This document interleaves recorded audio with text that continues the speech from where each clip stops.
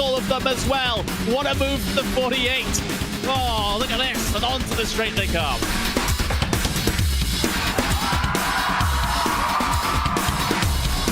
Brilliant move there from number 40 to make it through that left-hander, sliding up the inside, going up now over Hawthorne Hill, down Pilgrim's Drop, and it's brilliant stuff here at Brands Hatch.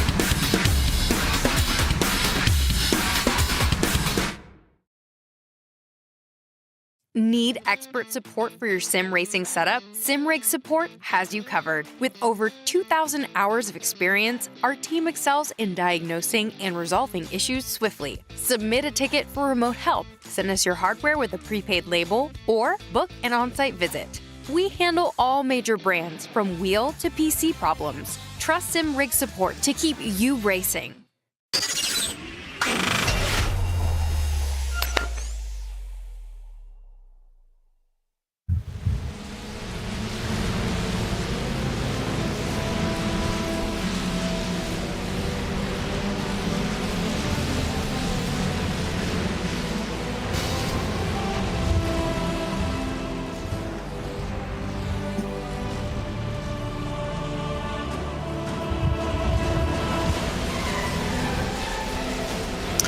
The long-awaited return of the British Formula 4 Esports Championship is just around the corner. Hello everyone and welcome back to racing action as we head to West Kingsdown in Kent, and what you can already tell is some speculative weather. It's myself, Lewis McGlade, it is Cameron Roger alongside me. We are back, we got the Formula Fords out on the circuit. It has been a long time coming, Cam. It is so good to be back. British Formula 4 Esports looks absolutely fantastic with a grid chock full of sim racing's best talents. We get to start it all here as we did last season. The Formula Fords were great. This is going to be a lot of fun.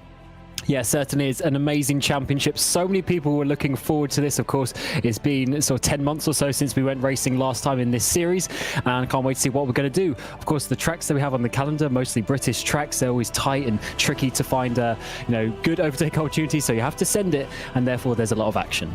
This was a major highlight from last year, wasn't it? Obviously that battle with Henry Moore, Dan Moore, both of those have moved up to British Formula 4 Esports after finishing first and second in the championship. Henry Moore was absolutely incredible in the Formula 4 Championship. I can't wait to see how he does in the Formula 4s after moving over to Guild Racing. But this is where a lot of these drivers basically can start their sim racing, can move their way forward, can join a bigger team, as we have seen with those top grouping from the last season. This is how it's going to work, slightly different to last year. If you joined us, obviously basically 12 months ago, we will roll through the entirety of the Formula 4, so the FF 1600s. We'll roll through the entirety of this.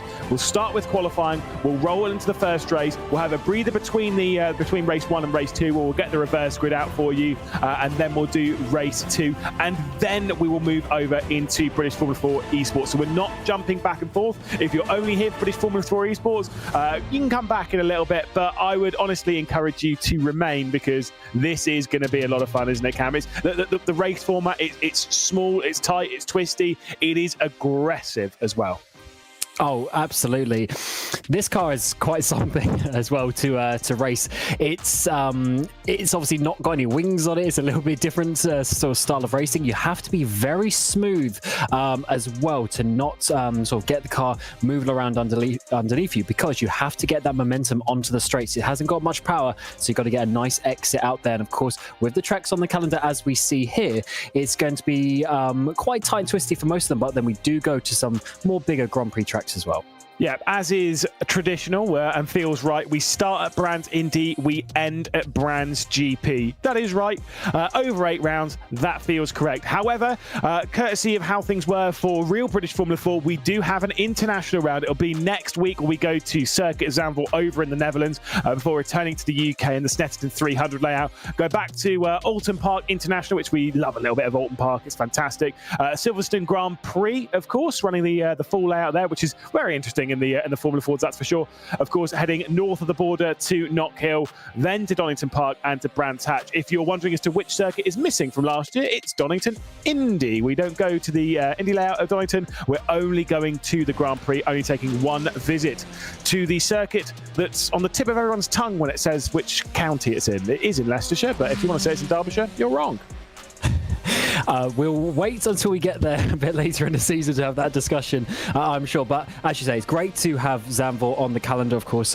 The real championship going there this year, and of course having a nice version of that in iRacing. Great to have that aboard. That's going to be a tricky one as well for the drivers, I'm sure. But what I quite liked, actually, as with the calendar, is we have 8 races, but only in 10 weeks. There's just 2 off weeks in that. So it's very intense. You only have 1 week to practice, basically, for each race. Yeah, Cam's had to give up his kickboxing to come along and take part, obviously, here as a commentator. There's Crofton Woodhatch. Let's talk through some of the drivers. So we do have a few out there that are returners from last year. Connor Skidell being one of those. Brandon Loudon being another. Jack Badger was I think he's the highest placed returning driver from last year. There's a lot of drivers to keep an eye on. Mark Fletcher is definitely one to keep an eye on. Ryan Elliott, also quality talent. More so in touring cars on over in elsewhere in sim racing.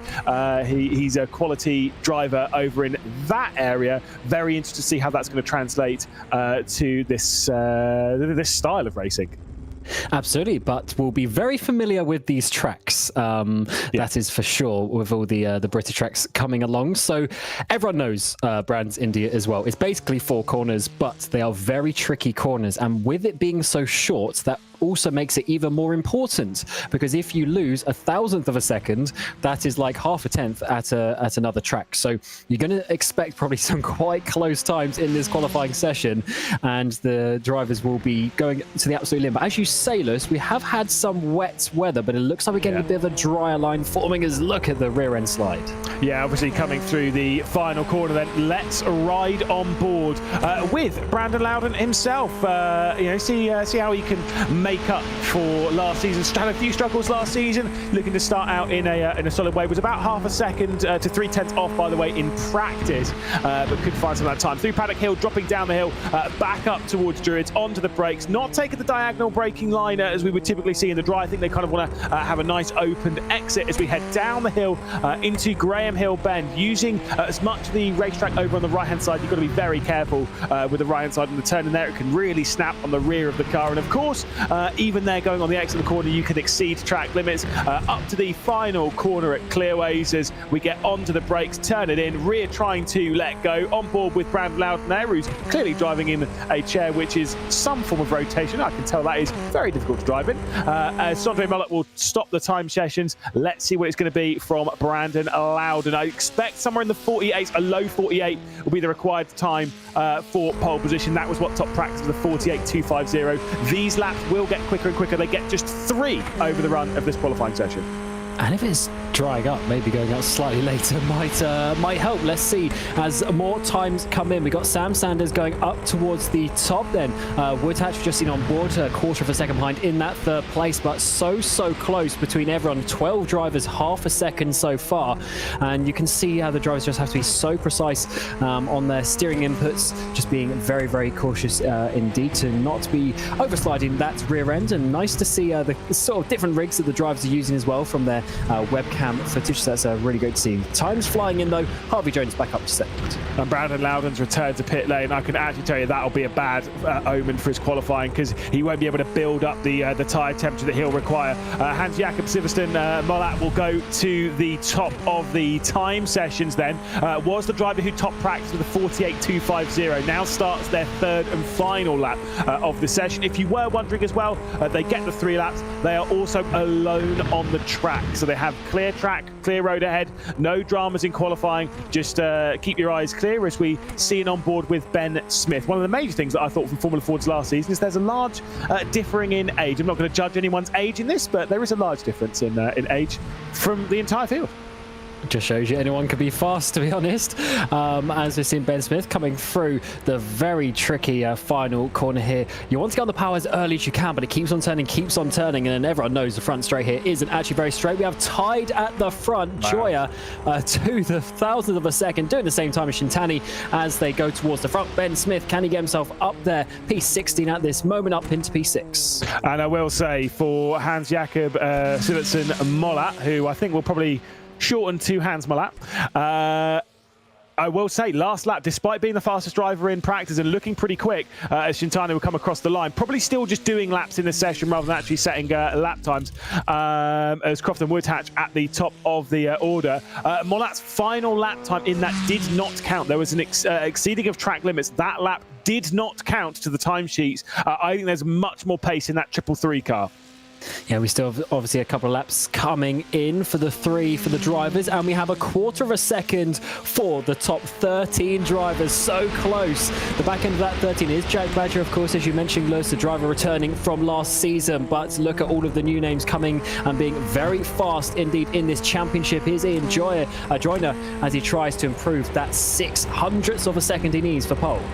Yeah, I will say, last season, the pole time, I haven't got it written down because obviously, why would I? Henry Moore was on pole position though, and it was by 400 of a second over Jason Cooper. I think it was a 10th of a second separated the top 3 positions. So at least when it comes to that, we're at least a position tighter in that sense, because we've got 4 drivers within a 10th of a second as well. That will come through the final corner. He's not happy. I think it's because absolutely has the pace in the car to grab this pole position, but obviously this lap doesn't count. They only get 3. 3, and this is the 4th lap. They're allowed to keep driving around, to clarify, by the way. They can keep driving on the circuit, but the session will end once everyone's completed their allotted 3 lap times. But these lap times just don't count. This is just cruising.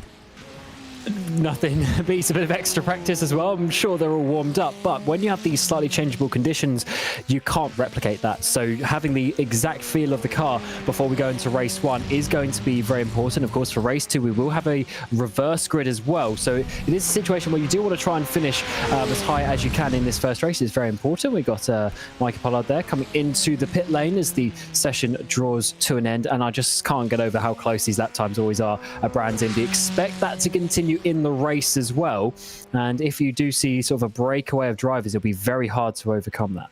Yeah, indeed. I think there is a couple of drivers out there that are still actually setting lap times. So once they have completed that in the session, I don't think it'll automatically move over. We will have a little look around. We'll take a look though on board. I think the pole lap from Crofton Woodhatch, which I don't think we'll see any beating in this camp. Talk us through this one. Absolutely. Coming into the first corner, Paddock Hill Bend, you can see you're barely turning right on that entry, really trying to pitch the rear end of the car. Then you come back up the hill in towards Druids. Tricky braking zone, and it's always a bit of a later apex than you might expect here. Get on the power early as you come down the hill. This is an important corner because it goes out onto what is effectively the back straight, and you can use all of the curb on the outside there. Then coming up towards this very tricky chicane, got to just balance the pedals as much as you can, try and take as much speed, but then you've got to just about straighten the car. But you see locking on the rears coming through the final corner out of clearways. You've got to be always turning right, and that is a very hectic lap here at Brands Indy. Yeah, it's a tricky one, especially in these conditions, as much as it's pretty dry on the racing line. I will say, weather-wise, at least from what I'm seeing here, there is no expected rain to hit the circuit, at least through any of this qualifying session and through the race coming up. So I believe we'll all be clear on that one. Mark Fletcher crosses the line to go to second. So as much as we were talking about that being the pole time, it gets closer towards the top. The 111 of Mark Fletcher, I think, finishes out that qualifying session. I don't think anyone else is there to set lap times, and we'll go into second place, incredibly close at the front. If you have just joined and you are wondering, these aren't British Formula 4 cars, are they? No, they're not. That will be up a little bit later on this evening. Of course, if you have just joined us this evening, we are starting with the Formula Fords. We'll go through qualifying, we'll go through race 1 and race 2 of the Formula Fords straight away, and then the big show begins. Then we start talking about the British Formula 4 Esports Championship and its return. Cannot wait for that. That will be coming up at about 8:30 for us here in the UK. So in about an hour and 10 minutes, we'll be beginning things. We'll be getting ready for that the first qualifying session season, for the first race of the season as well. And I'll pick Cam's predictions as well. We'll see what he thinks is going to come out on top, because it's a quality order in British Formula 4 a bit later on. We'll get to start with the Formula 4, which is always a bit of a fun way to do it. Yeah, we certainly enjoyed this championship last season. Henry Moore, I guess you could say he did dominate in terms of the results, and there were a couple of races where he pulled away, but the general championship battle was just absolutely outstanding, and you really had the likes of Dan Moore coming in behind, really trying to challenge him. They finished first and second, or second and first multiple times, and they really put on a good show. We have a lot of new names though this year, so it's open the door for someone to step up and potentially take that championship. And of course, the prize for the top two is to get into the big British Formula 4 Esports Championship next year as well. So that's pretty good prize, considering the fact of how good that field is. And I will say, notably, there are a few eyes on this championship when it comes to teams and stuff, just because it is the support series to British Formula 4 Esports. It's why doing well in this championship can actually help your sim racing career. As you said, not only have Henry Moore and Dana Moore moved on into British Formula 4 Esports, which is a great prize for them. It was going to be great to see them on the grid. Cannot wait to see how they get along. But both of them have joined big teams as well. It's not as if they've just been kind of sitting back. And I think things like doing this championship does actually make a difference. They've both joined Guild Esports and the Apex Racing Academy alike. Let's talk you through though the starting grid for the first race of the season. Crofton Woodhatch will start from pole position with Mark Fletcher 302nd behind on the front row of the grid. Shoma Shintani will start from 3rd position with Ian Joyner in 4th, and then we'll have Hans Mollett starting from 5th within a 10th of a second, but only good enough for 5th. Very disappointed with that result from him. Sam Sanders, though, will start from 6th position. Lewis Werrell will start from 7th with Ben Smith, Mikey Pollard and Ryan Elliott inside the top 10 within a quarter of a second. Same as with Harvey Jones and Mark Warner still within that quarter of a second. Things are definitely tight around here. Then we've got Sondre Mollett, the first of the returning drivers in Jack Badger. Brandon Loudon will start from 15th position, another returning driver from 2023. Jonathan Smith will start from 16th position, and Conor Scudow will start from the final row of the grid.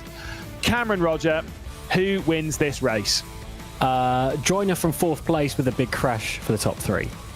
Hans Mollett, mate. Speed in practice looked absolutely rapid. They've worked their way onto the grid, though. Do you think we're going to get a crash at turn 1? Is that a Cameron Roger prediction? I'm feeling it. I'm feeling it. First one of the season. Nah, we'll have to wait and see. Obviously, they'll all get themselves into the grid. Once they're in their grid spots nicely, then the starting procedure will fully begin. Here we go then. First race of the Formula Fords of 2024. The support series and the pathway to the British Formula 4 Esports Championship is underway for the first time this season. And it's a good start from Crofton Woodhatch from pole position. Mark Fletcher will have to filter in behind, but is looking to try and get around the outside. Still slippery on the outside, though, as they head down into Paddock Hill. But it's nice and tidy between the front 5. Big look to the inside coming in for the race lead as Mark Fletcher is sending one down the inside. Crofton Woodhatch going wide at Druids. Big slide as well for 3rd position, and Shoma Shintani, who's opened up the door potentially for Ian Joyner to work their way through. Side by side for the race lead. Crofton Woodhatch hangs on. And I think Joyner might just have that. We'll have to see as we come down the back straight. Still spray flying in there, almost 3 wide as we come up towards 30. Side by side for the lead. We continue on as Mark Fletcher takes the lead. The number 2 goes down into position 2. He's lost his pole position. We're still side by side in the background as well as Joyner tries to find his way past. Yeah, Shintani had a big moment on the outside going through Clearway. So Ian Joyner's worked his way through, had a good move to take over 3rd position. But it's they're all looking all over the place in the background as they try and work their way. Side by side for the race lead once more. Big move to the outside coming in from Hans Jakob Silverstone Mollett as he tries to send it in and takes over 3rd position. So Mollett is flying right now, but it's already a second up to the top 2 of Mark Fletcher and Crofton Woodhatch. The pair of them can't really fight now, because if they do, they're going to bleed all this time they've gained already. Out wide, big move from Shoma Shintani to try and get over 4th position, but still cannot work their way through. They're side by side to Graham Hill. Yeah, Lewis Werrell around the outside might be able to make this stick. He'll have the inside line to the exit of the chicane. Shintani is going to have to back out of that one. Loses 2 places over the last couple of corners, and then you have to obviously get settled down. Don't make that an open door. Open the floodgates for everyone in behind. Look at the train of cars. It's going to be hectic for these drivers as we finish the first couple of laps. The top 2 have broken away. Yeah, you can see the that white, black and blue, by the way, of Harvey Jones, the Alpha Esports driver, who we know Alpha Esports do go strong in this championship, working their way up in the background, was trying to make it 3-1 a couple of times. Another switch for the race lead. Crofton Woodhatch is back to the front. I expect this chopping and changing will happen quite a lot over the 15-minute race, as there is a crash, by the way, in the background. I've just seen that one, and it was Harvey Jones, who I was just talking about, involved in an incident with Mikey Pollard. Certainly was. I would assume that's a bit of wheel-to-wheel contact going side by side up in towards Druids. Is easily done in these. I mean, of course, they're open wheel cars, but they are very much open wheel. There's no bodywork around them. There's no wings to cover them at all. If you make contact, then the cars are spinning around. It's something that we saw quite a few times last season as well, as Fletcher is not giving up on this race lead. As let's see a replay of this. Up the inside is looking good for now. Maybe just drifting the tiniest bit wide, and as you see, wheels get collided. Yeah, it's very easily done there, but unfortunately just going out, like I say, a little bit wide. This has just happened, though, with Warner on the inside of Jack Badger and just losing it on the inside of Clearways, and Jack Badger goes round. Not a good lap for the Alpha Esports drivers of Badger there, along with Harvey Jones. Both of them having issues and a calamitous lap, unfortunately. This is the battle, though, for 4th position. So Ian Joyner, Lewis Werrell, Shoma Shintani and Sam Sanders as well. As Shoma Shintani probably be a little bit disappointed with how this race has begun, but still, with 12 minutes left to go in this one, they are long races. Oh, definitely can get back. But what is also coming back is that gap towards the front. Mollett has closed down a couple of tenths on the previous lap. 4 tenths to Fletcher, in fact, on that last one. We'll see what it is this time around, but look how close they get for Shintani in towards turn 1. Bit of a look up the inside, actually, from Lewis Werrell. What a move that is. Joyner's going to have to hold it around the outside, but Werrell diving up into the inside of Druids now. Might have Shintani following him through. The pair going there. Bit of contact is made that opens the door for the Japanese driver. Can he make his way down the hill? Yeah, Shintani then to the outside of Ian Joyner, so we'll have to actually relinquish that overtaking attempt to stay in 6th position. If you're looking at this, by the way, and thinking, my God, this is a lot of fun. This looks incredible. Well, of course, you can maybe look at trying to join the Formula Ford Championship here, of course, but also the Formula Ford Festival will be up as a special event on iRacing not too long, which obviously races these cars around here. Very exciting last year. Obviously, we had big drivers like Gordy Much taking on the likes of Henry Moore and such, and it was very, very exciting. Last year, I think, was it, you were on the comms booth, weren't you, with me with that one? We had a lot of fun. Yes, it's a crazy event, and yeah, hopefully it's a lot of fun once more. And this is the type of stuff that you're going to be seeing. Almost 3 cars sliding up the inside of each other, and at the front, Moller, he's got 2nd place already. So we've got 7 cars battling towards the front here as Woodhatch loses another position down to 3rd from your pole driver.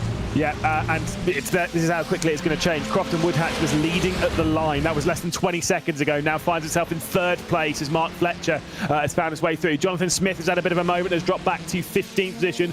So not everyone's coming through this race completely unscathed. 10 minutes left to go in this race as we ride on board with Crofton Woodhatch. The most important bit, I have to say, as a driver, surely in this, Cam, is remain calm. Yes, you're in a tense 3-way tussle at West Kingsdown, and it is wet offline, but remain calm, keep positive, and keep your mind in the race, surely.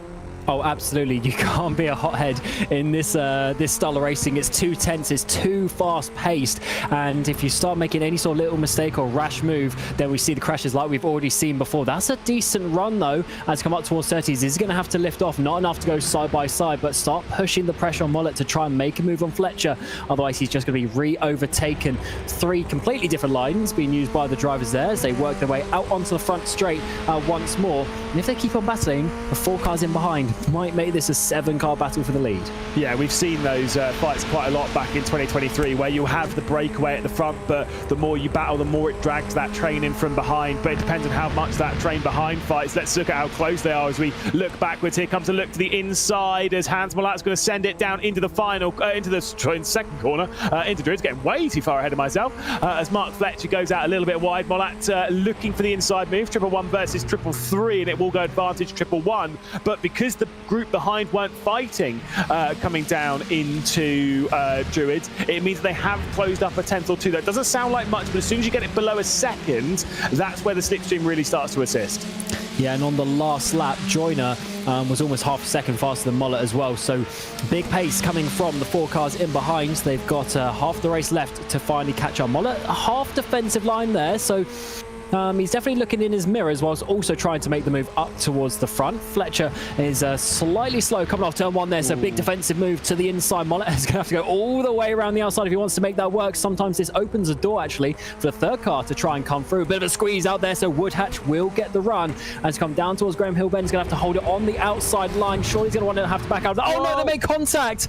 Wheel-to-wheel contact, push each other off. Woodhatch rejoins, but where's Mollett gone? Mollett's gone straight over the race, basically, for those behind, and Sam Sanders has been caught up in it. You can see another car of Ian Joyner has also been caught, but I think he had absolutely no control there. We'll have to take a look on the replay, but you can see the front left suspension is toast on the 333.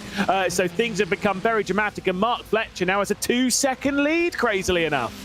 Oh, that is a bit of luck for Mark Fletcher there. But to be fair, he got himself in that position and was allowing the 2 in behind to fight. And what an opportunity. This is 2 seconds with still 7 minutes to go. He should be able to hold on to that one if he puts in some good laps. And now this has turned, of course, the battle for what was obviously the sort of 4th place onwards and is now for the podium as we see 3 wide. This is, oh yeah, coming down in towards the corner. That's a tricky one to call from that angle. That's not a nice reason. Joyner got hit as well. Yeah, I think it was out of control a little bit, so we'll give him the benefit of the doubt. The car's turning, it's heading back on. I don't even think if you're holding the brakes, I don't think much is changing that, I think, but that's for race control to judge. I don't know, it wasn't a great rejoin, but maybe it was a little bit more out of control. I think there's some damage, I was going to say damage on Connor Skudal's car, but actually done a really good job to work his way up from the rear of the field. That instant will be viewed, I'm sure, by race control. Here comes a look to the outside as Mikey Pollard is trying to get past Connor Skudal for 7th position. Of course, Brandon Loudon and Sondre Muller still involved in this fight. Here comes the big outside look for the 73 of Mikey Pollard, that yellow car, but cannot get past the 7th place. It certainly can't, but this is a difficult situation when you have these battle packs. You're looking forward and backwards for the moves. This is a little bit of a run there for Loudon, but he just backs out of that one coming towards 30s. And of course, you can't forget about Sondra Mollet in the background as well, diving up the inside in towards the final corner. Has that position done as Loudon goes way wide. They lose a car length or two up towards the front, and there's also this slipstream coming for the driver on the right-hand side of Mollet. And Loudon now is going to potentially have to back out this one outside of Paddock Bend, not always where you want to be, and he certainly does. Yeah, indeed, just backs out, which is fair enough. Could get the up and under here, coming down towards Druids. Defensive line once again comes in from Connor Skudau as once more there's going to be a look to the outside. Bit deep on the brakes goes Sondre Muller, nearly collect Mikey Pollard as Jonathan Smith and Mark Warner switch positions for 12th. We're going to see a lot of these changes just happen throughout the race. I distinctly remember from the for the first race of last year in a battle between Henry Moore and I think it was Ciro Zambra in that very first race. The most important bit when you're going toe to toe, especially if it's a one-on-one fight, the most important bit is timing. It's when you go for the move, not leaving it too late, but not doing it too early either. Yeah, that's where the racecraft comes in for these drivers, especially important in cars like this where you do get a few opportunities, but you have to wait till the best one. And let's see how this one works out for Woodhatch. He's obviously got to regroup after that contact, and he's being put under quite a bit of pressure here from where in the background, going really wide there, coming out on towards this back straight. He's going to have to slow down as well. We've had a collision here, so Mollet, he was in that fight up towards the back end of the top 10, and he's now down to P14. Yeah, it was with Brandon Loudon, was with Mikey Pollard, was with Connor Skudau. Harvey Jones has also joined that fight. So there was a little bit of a fight going on back there, and I could assume there was some form of car-to-car contact there at Druids as we keep our eye, though, on the battle for second position. The 111 of Mark Fletcher seems to have a decent enough lead. This is what happened to Mollet. Bit of a lock-up on the brakes, bit of a look to the inside, just in too deep on the brakes. There was a look from Mikey Pollard, but couldn't quite do that as we got side-by-side for second spot. Lewis Werrell to the inside of Crofton Woodhatch, and Crofton Woodhatch will hang on for now. Certainly does, but this battling is going to bring Shintani back into it, but that's a terrible run for the second lap in a row, and up in towards 30s we're going to see where he'll get that move in towards second place. So Woodhatch thought he had it done into Graham Mill Bend, and then just a few hundred meters later he's lost the position. We have just under 4 minutes to go now in this race. Fletcher, he's comfortable up towards the front, but the final podium places are still up for grabs. Yeah, indeed, side by side, there we go once again. Crofton Woodhatch to the outside, maybe testing to see what a drag race will do on the very last lap as they begin their descent down the hill. It's still Lewis Werrell hanging on from Crofton Woodhatch. Shoma Shintani also has really joined this fight. Shintani, we know, has some good speed. We saw it a little bit in qualifying. We saw it in the early stages of this race. Shintani is looking now at the back of a potential podium as we ride on board. You can see a bit of a smile on the face of Shoma as well. Yeah, he's enjoying this race, of course, in the podium, in the fight for the podium places as he come through in towards less than 3 minutes to go in this opening race of the season. What a battle we're having here. It's a bit of a dogfight. They've swapped places multiple times, and Woodhatch is trying to get as close as he can in that slipstream, trying to find a way past, this time to the outside of Paddock Hill Bend. And what he's going to do is try and slow Werrell down for the run up towards Druids. I'd be surprised if he overtakes there. No, he's trying to get the switch back, but he's a little bit far away. I will say, based on that, you cannot leave it to a drag race to the line. The lead car will have the lead as they hit the stripe. Yes, it's quite late. It's just before the exit of pit lane. Here is where the line is. It is actually the start-finish line right here. There is no earlier timing beam where timing is. Connor Skudau's dropping down the order. What has happened between him and Mikey Pollard? Yeah, this is obviously changing the order at the back end of the top 10, so let's see how it's worked out. So Pollard is in P9, he's got Skudau on that white machine just in behind him. Of course, we have to look out for Smith, who's coming hot, but remember, it is a reverse grid of a random place between P5 and P10, so this could be the difference between getting in that reverse or not, which of course help your race to quite a bit. Skudau goes wide. Let's see the replay though. Yeah, so Oh, just a little bit of contact from behind. That was just a little bit awkward, to be honest. I think it was Brandon Loudon who might have gone over the rear there and just looked a little bit awkward as Jack Badger and Mark Warner switched positions. This is still back to battle for second position on what I believe will be the third to last lap of this race. You get so many laps in around Brands Hatch, courtesy of it being 40 seconds a lap time. I think we will have 2 more after this, courtesy of where Mark Fletcher is and the timing that we've got. I should have enough time to do the next one. Here comes Shomi Shintani straight on the inside of the penultimate corner into the final one of Clearways. Brilliant move from Shintani. Yeah, what a send. He's looking happy with that one as well. So Woodhatch from your pole position may not even get on the podium out at the end of this, but let's see how he's going to come back to the outside of Paddock Hill Bend. He's tried this a couple of times to try and slow his rival down, but he's gone wide. He's lost a car length or 2 there. He's not going to be able to dive up in towards Druid, so he's just going to have 1 more lap after this one to try and get it back. It's all falling apart a little bit.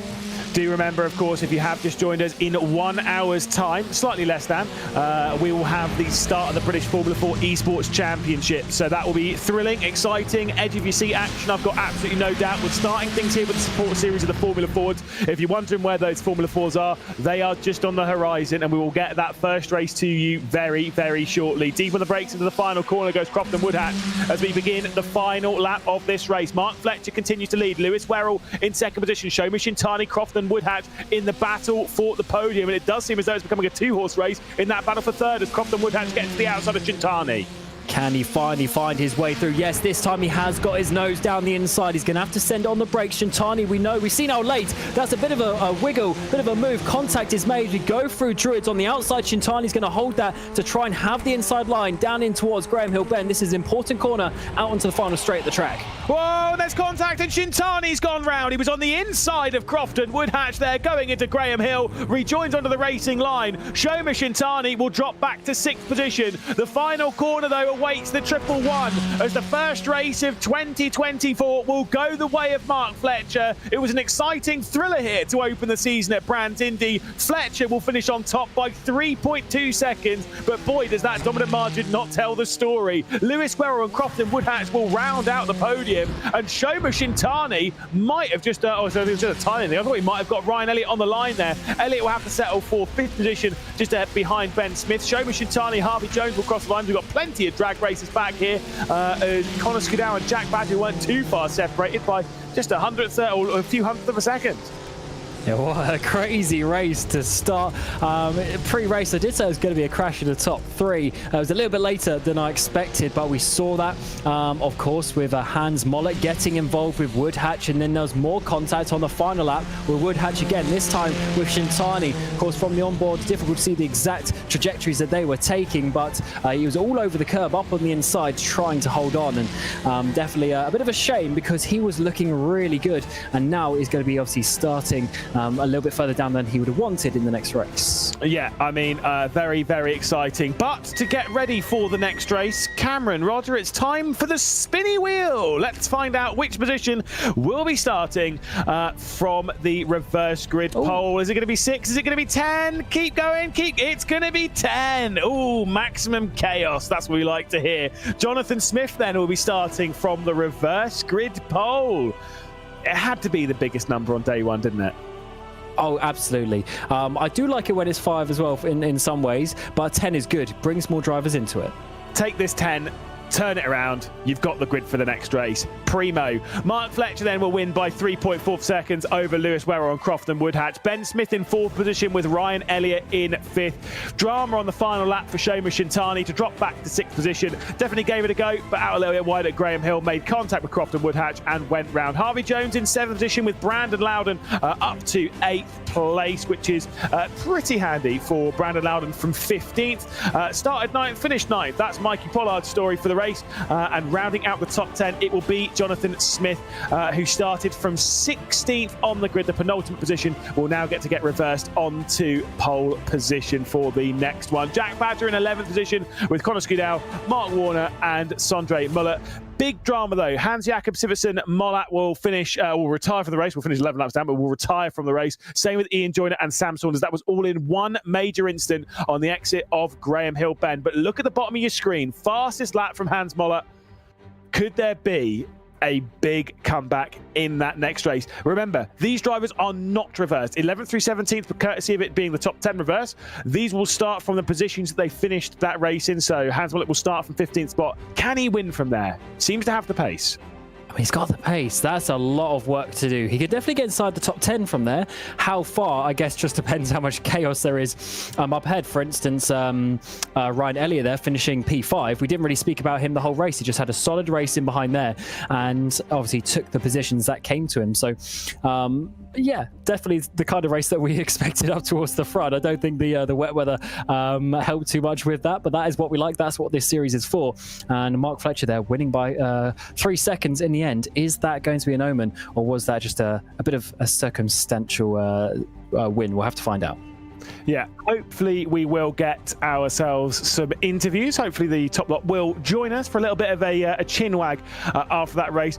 But again, what a superb performance it was from Fletcher. I mean, there is part of the scenario where it's like it could be more luck than judgment, just with the incident that happened and it being in the right position at the right time. But that is part of this style of racing, being in the right place, being at the right time. It is critical, and obviously we're going to see that in the next race. We're probably going to see that in the British Formula 4 Esports Championship as well. Absolutely, and your driving style generally gets you in those positions as well. So you saw with Woodhatch, he kept on getting in those awkward battles, and he was always sort of dropping back. So he obviously didn't quite have that last tenth of a second that he would have wanted in terms of his pace. And obviously Fletcher, on the other hand, he got himself in those positions. So I do think some driving sort of style puts you in those sorts of places. And Woodhatch, I think he's quite lucky to finish on the podium there, considering the incidents that he had. 2 big crashes with names up towards the front. So let's see how obviously the championship develops. It's just race 1. Of course, we have 8 rounds, 2 races each. That's 16 total races. Let's see how it goes. Let's talk about that incident with Shomi Shintani then. Obviously, really coming down to the wire, dealing with things very, very late. Last lap, comes down into Graham Hill Bend. You've got Croft and Woodhatch on the outside. You've got Shomi Shintani on the inside. Contact between the pair of them. I mean, is that just one of those racing deals? I mean, we'll see it here. Yeah, of course, we didn't quite see the off-board at the time as Fletcher was coming across the line, but here's how it started. So we've got Woodhatch on the inside, a little bit of contact made, and this puts Shintani wide, so he realises he's on the back foot. He's missing about half a car length that he would have wanted. Up the inside they go. How far alongside they were, to be fair, he's on that curb on the inside, but it's so difficult because I would say Woodhatch is leaving him room, but they were really squeezing each other. Yeah, I mean, this is one of the things with these cars is the profile of these cars. They are really wide. They look. It's one of the main attributes. It's like a kart, but with that extra little bit on the sides. They are surprisingly wide and difficult to drive around here and difficult to race. Either way, you don't want us waffling. You want us to talk to our race winner. Mark Fletcher is here out of absolutely nowhere. Had a bit of an instant behind. Decided that was the time to run away. Talk us through that race for you. That was very exciting. Yeah, these are very difficult. We had practice, which was wet and drying. Obviously, that was almost a full dry race, but there's still sort of wet patches on the outside of corners. And yeah, fairly decent qualifying. I thought I was going to start on the wet part of the track, obviously down below the pit lane. But luckily, I started at the top, managed to get past Crofton and saw the guy coming behind us, and I was like, he's coming fairly quick. I was like, I need to be out front when he catches us. I tried not to battle with Crofton, and then yeah, just kind of got stuck together on the sort of exit of the hairpin, and yeah, those two collided behind, and I was like, right, that's it, I'm out, I'm gone, and yeah, just focused on getting to the end and yeah, getting the first win in the books, which is good. Now, you left qualifying quite late there. You were the last of the drivers, I believe, to cross the line to set your third and final lap time. Was that down to the conditions? Conditions did look a little bit tricky out there. I mean, how is it from that side as well? Yeah, that was my plan. Was leave at 4 minutes, get round. I hope the track had dried a little bit, but yeah, Crofton's rapid. He's really quick, so I knew that'd be a hard time to beat. And yeah, sometimes it's harder to try and, if you know what you're aiming for, to go and get it. But yeah, we were close enough. Now, I had to deal with this a few times to Henry Moore last season. I've got some bad news for you, I'm afraid. The reverse grid number is 10. It is as big as it can be. What do you make of that? What do you make of your chances to come through the order? Well, thank you. Cheers, Lewis. That's really good. Thanks for a great start of the season. No, it should be good. I enjoy reverse grids. years and years of iRacing, so hopefully I can pick my way through. It's just going to be remembering that we've got wheels on the outside of the car, not the inside, and yeah, just try and get through. Yeah, whoever's starting on pole is going to be a lucky man, because there's going to be some fast boys coming through pretty quick. Well, hopefully we'll be catching up with you in a few moments' time. Mark Fletcher, our race winner there. We'll swap Mark out for Lewis Werrell as well, who, of course, did a fantastic job to come through to finish in second position, was embroiled in that late fight with Crofton Woodhatch and Shoma Shintani. Came out on top of that, timed the move right. I mean, that was a big battle for you there, Lewis. Yeah, I started P7 after a not very good qualifying. And then in the race, just got a good start, made sure I didn't crash, and then got there and finished P2 in the end. What's it like racing these cars around here? I mean, especially brands Indy, where it's almost like an oval in a sense. The racing seems to be coming thick and fast. It seems like you don't really have that much time to breathe around here. I mean, yeah, everyone's so close. I was a 10th off and qualified P7, so I just knew that the first 2 laps were the most important 2 laps, and got into P4. And then they started battling ahead of me, and then Hans and the other guy crashed, and I got to P2, and then just had to defend for a bit, and then got a gap. But it's really hard to overtake around here. That's the problem. Are you feeling like you might struggle a little bit in the reverse grid race coming up? Of course, I mean, you started from P7, you went up to second place. You're going to be starting from P9. What's the game plan for that? Same again, and hopefully just don't crash, bide my times, quite a long race, and well, everyone's so close, so it'll be hard to get there, but I'll try. Well, Lewis Werrell there, second place in that one. Maybe we'll be catching up with you a little bit later on. We'll grab our third and final podium sitter. Of course, it will be Crofton Woodhatch, who was able to take third position there later on in the race. Bit of a last lap drama, though, with yourself and Shoma Shintani. What were your thoughts of that incident? Yes, it was a bit of a drama. I've looked it back on the replay, and I give him enough room, but then he just gets on the curb a little bit and just gets a bit of a snap, and then subsequently just comes into me. And yeah, so I don't know. It's one of those ones, really. Knowing your pace, we've obviously seen it a little bit, and obviously there with pole position as well. Were you a little bit disappointed with third place? What are the actual feelings coming out of that race? Yeah, a little bit. If I'm honest, I wasn't expecting to be on pole. I didn't feel like the lap was good enough for pole. So I was quite surprised with that. And then I tried to work with Mark at the beginning, but then Hans caught us so fast. And then I had the little incident with him as well. And then that just put me just sort of messed up my rhythm, to be honest. It is a short season, of course, and obviously there is only 15 more races. Sounds like a lot, but obviously they go past very, very quickly. Your goals for this championship, obviously, it's clearly to go out and win the whole thing. Who are you mostly focused on in that? Are you focused on Mark? Is Hans Mollett, who obviously was really, really rapid in practice and was very quick through that race? You look at there, or is it too early to tell when you're just taking it one race at a time? I think there's a lot of quick guys in here. But just I think Hans, Mark, Shoma are all pretty quick. But I think on their day anyone can really win. Well, Crofton, good luck for the reverse grid race, which will be coming up in a few moments' time. It's going to be hard work, I think. Yep. Thanks, guys. No worries. There we go, Cam. Crofton Woodhatch, and our podium interviewed Mark Fletcher, race winner, and in incredible fashion as well. Lovely to hear from our top three, and very curious to see who's going to be our top three in this one. I don't think it's going to be as simple and clear cut as it was 12 months ago. Oh, definitely not. It's looks like we've got a lot of top drivers up there fighting. With the reverse grid, you never know what is going to happen, because it obviously gives some drivers who maybe are slightly off the pace today a little bit more opportunity to try and go for that podium. We do have obviously some different weather conditions out there on the track now. They don't have too long to get up to speed with that. Obviously, the car will feel a little bit different with the balance, and that is certainly an important factor in this car, as we see already drivers crashing in practice there. Hopefully they don't recreate that. That was Jonathan Smith going for a spin there.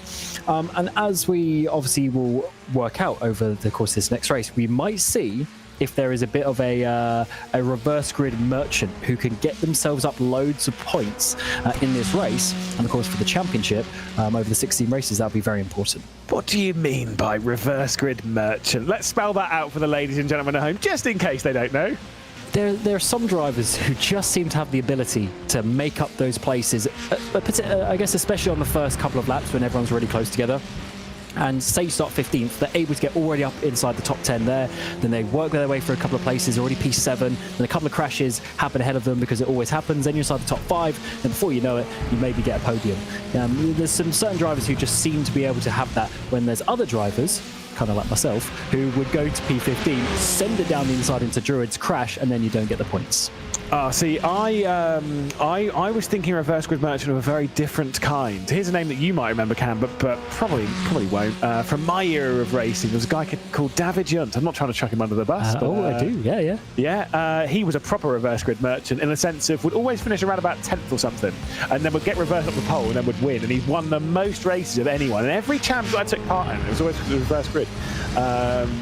So that's that to me is a reverse grid merchant.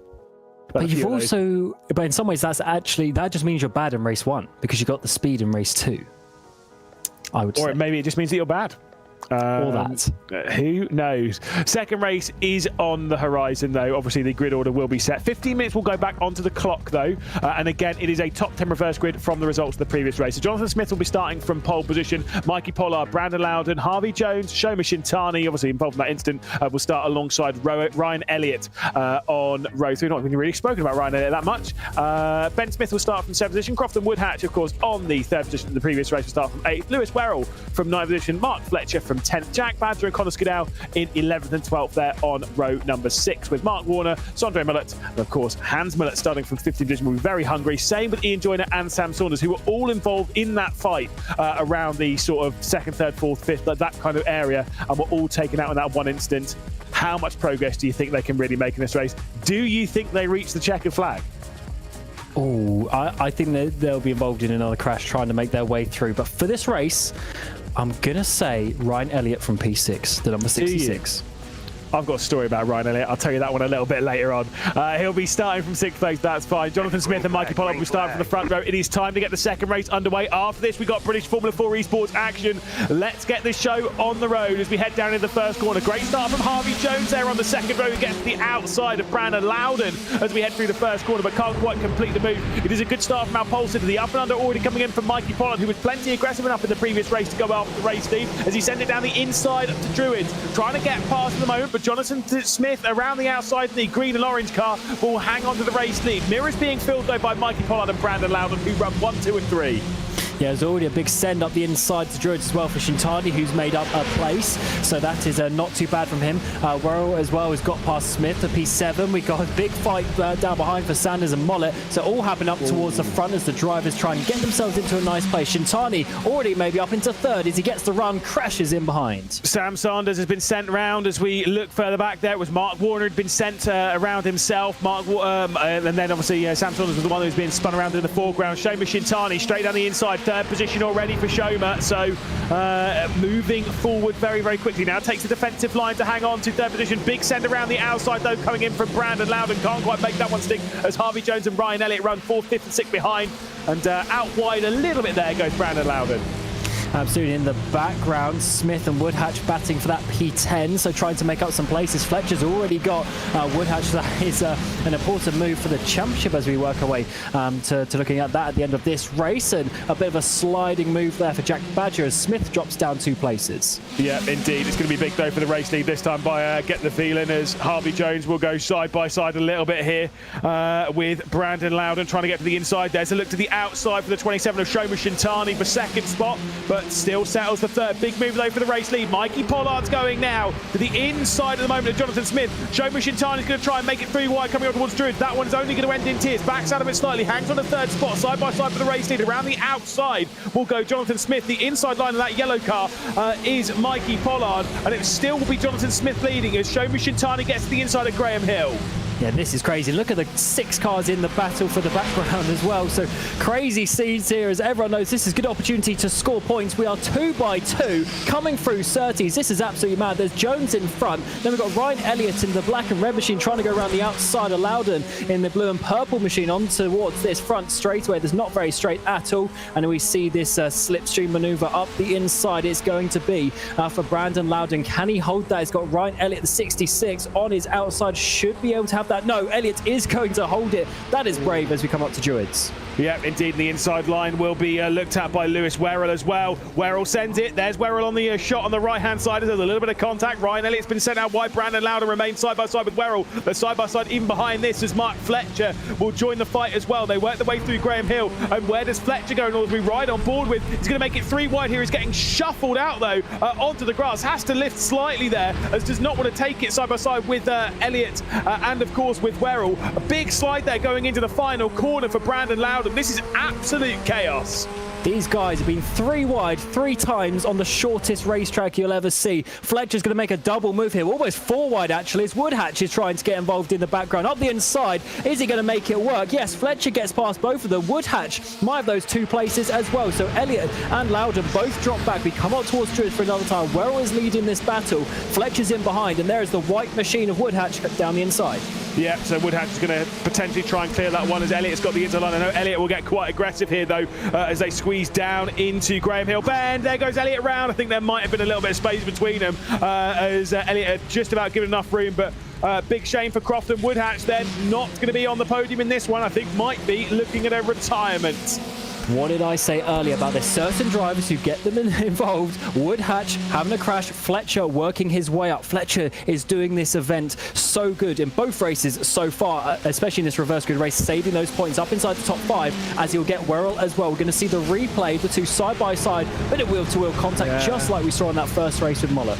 It's so like I look at that and I almost think that's a racing incident a little bit between them. There was I do, at least my initial reactions, I think Crofton Woodhatch does give enough room, but it's so awkward that corner, and it's that really awkward front wheel to rear wheel contact that can just send you round in an instant, and there's just nothing you can really do about it. But that'll be one, again, for race control to deal with, and not ours. Almost front to rear contact here. They're in a different sort, as Harvey Jones in second space nearly had Shoma Shintani in the rear end, nearly spun them around going into the final corner. I tell you what, it's a good thing that these cars don't have rear diffusers or front wings, otherwise there would have been contact, but instead the nose just slipped underneath the rear crash structure. That is amazing. Shintani getting so close there in towards Paddock Bend, sliding that rear end, losing a couple of car lengths. That might bring Mikey Pollard back into it a little bit. Not quite this time around though, as we are seeing, of course, Smith still leading the way. Almost a second is working its way up, but look at this train in behind of everyone chasing. It really is a huge group of drivers at the front here, and they are all keeping the speed very high. Yeah, indeed, and they're 0.8 of a second behind our race leader. I do think they're going to catch Jonathan Smith, especially if the likes of Shoma Shintani or Mark Fletcher have anything to say about it. We know how quick they are. Out wide there goes Mikey Pollard. Inside line coming in from the white, black and blue car of our race winner, the 111 of Mark Fletcher. Championship leader, obviously, after just a single race. Looks to try and really cement that in a very Henry Moore-esque way. As down the inside of the first corner he's going to go. 4th position for him. Lewis Werrell going for the up and under, trying to follow Mark Fletcher up the order. Could we be seeing the title fight between those two throughout the year? I distinctly remember Dan Moore did not qualify particularly well for the first race, much to what Lewis Werrell did, and still worked his way up the order, got involved in the championship. But this is what we're seeing from Lewis Werrell as well. Yeah, this is a lovely race, just working his way forward. 4 places gained already, and there's potential for a couple of positions more, with the gap to the front is coming down though, as that's way wide there from Loudon. So we're going to see Sandra Mollett get up the inside potentially. No, not quite, as Loudon will hold on to that, but that's certainly not the best racing line, as we do see the 27 there. That is Shintani looking down the inside in towards Paddock Bend. Can he get up inside 2nd place? Jones down into 3rd, and Shintani's really looking aggressive this race, and he's making those moves. Well, Shintani's got a little bit of work to make up after the incident, obviously late on in the previous race. Got dropped down to 6th position. So started this one from 5th. Already has Mark Fletcher closing up. And I'm sure, based on the speed that we've seen from Shomi Shintani, is a driver who's expecting to fight for this championship. That was, you know, some very late drama after the incident with Crofton Woodhatch, who of course is out of the race in this one. We'll probably be aware of that as well and thinks, look, this is now is the time where I can gain some of that ground back in the championship and maybe score some decent points. So Shomi Shintani knocking at the door again for a victory. Jonathan Smith currently holds on to it. The gap 0.6 of a second. Trust me, as we are halfway through this race, that gap will not last.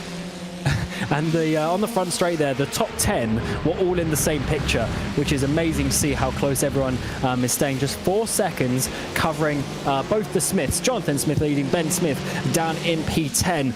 And look at all of the cars on your screen. We're still, of course, yet to really find out the final positions as such, because I think with one little mistake here and there, anything can change very, very quickly. No one going side by side on this particular lap, though. Or is that going to change as you come in towards the final corner? They're half thinking about it, but not quite getting the overlap. And with Jonathan Smith leading and Ben Smith being in 10th, what does that make the top 10, Cam and Roger?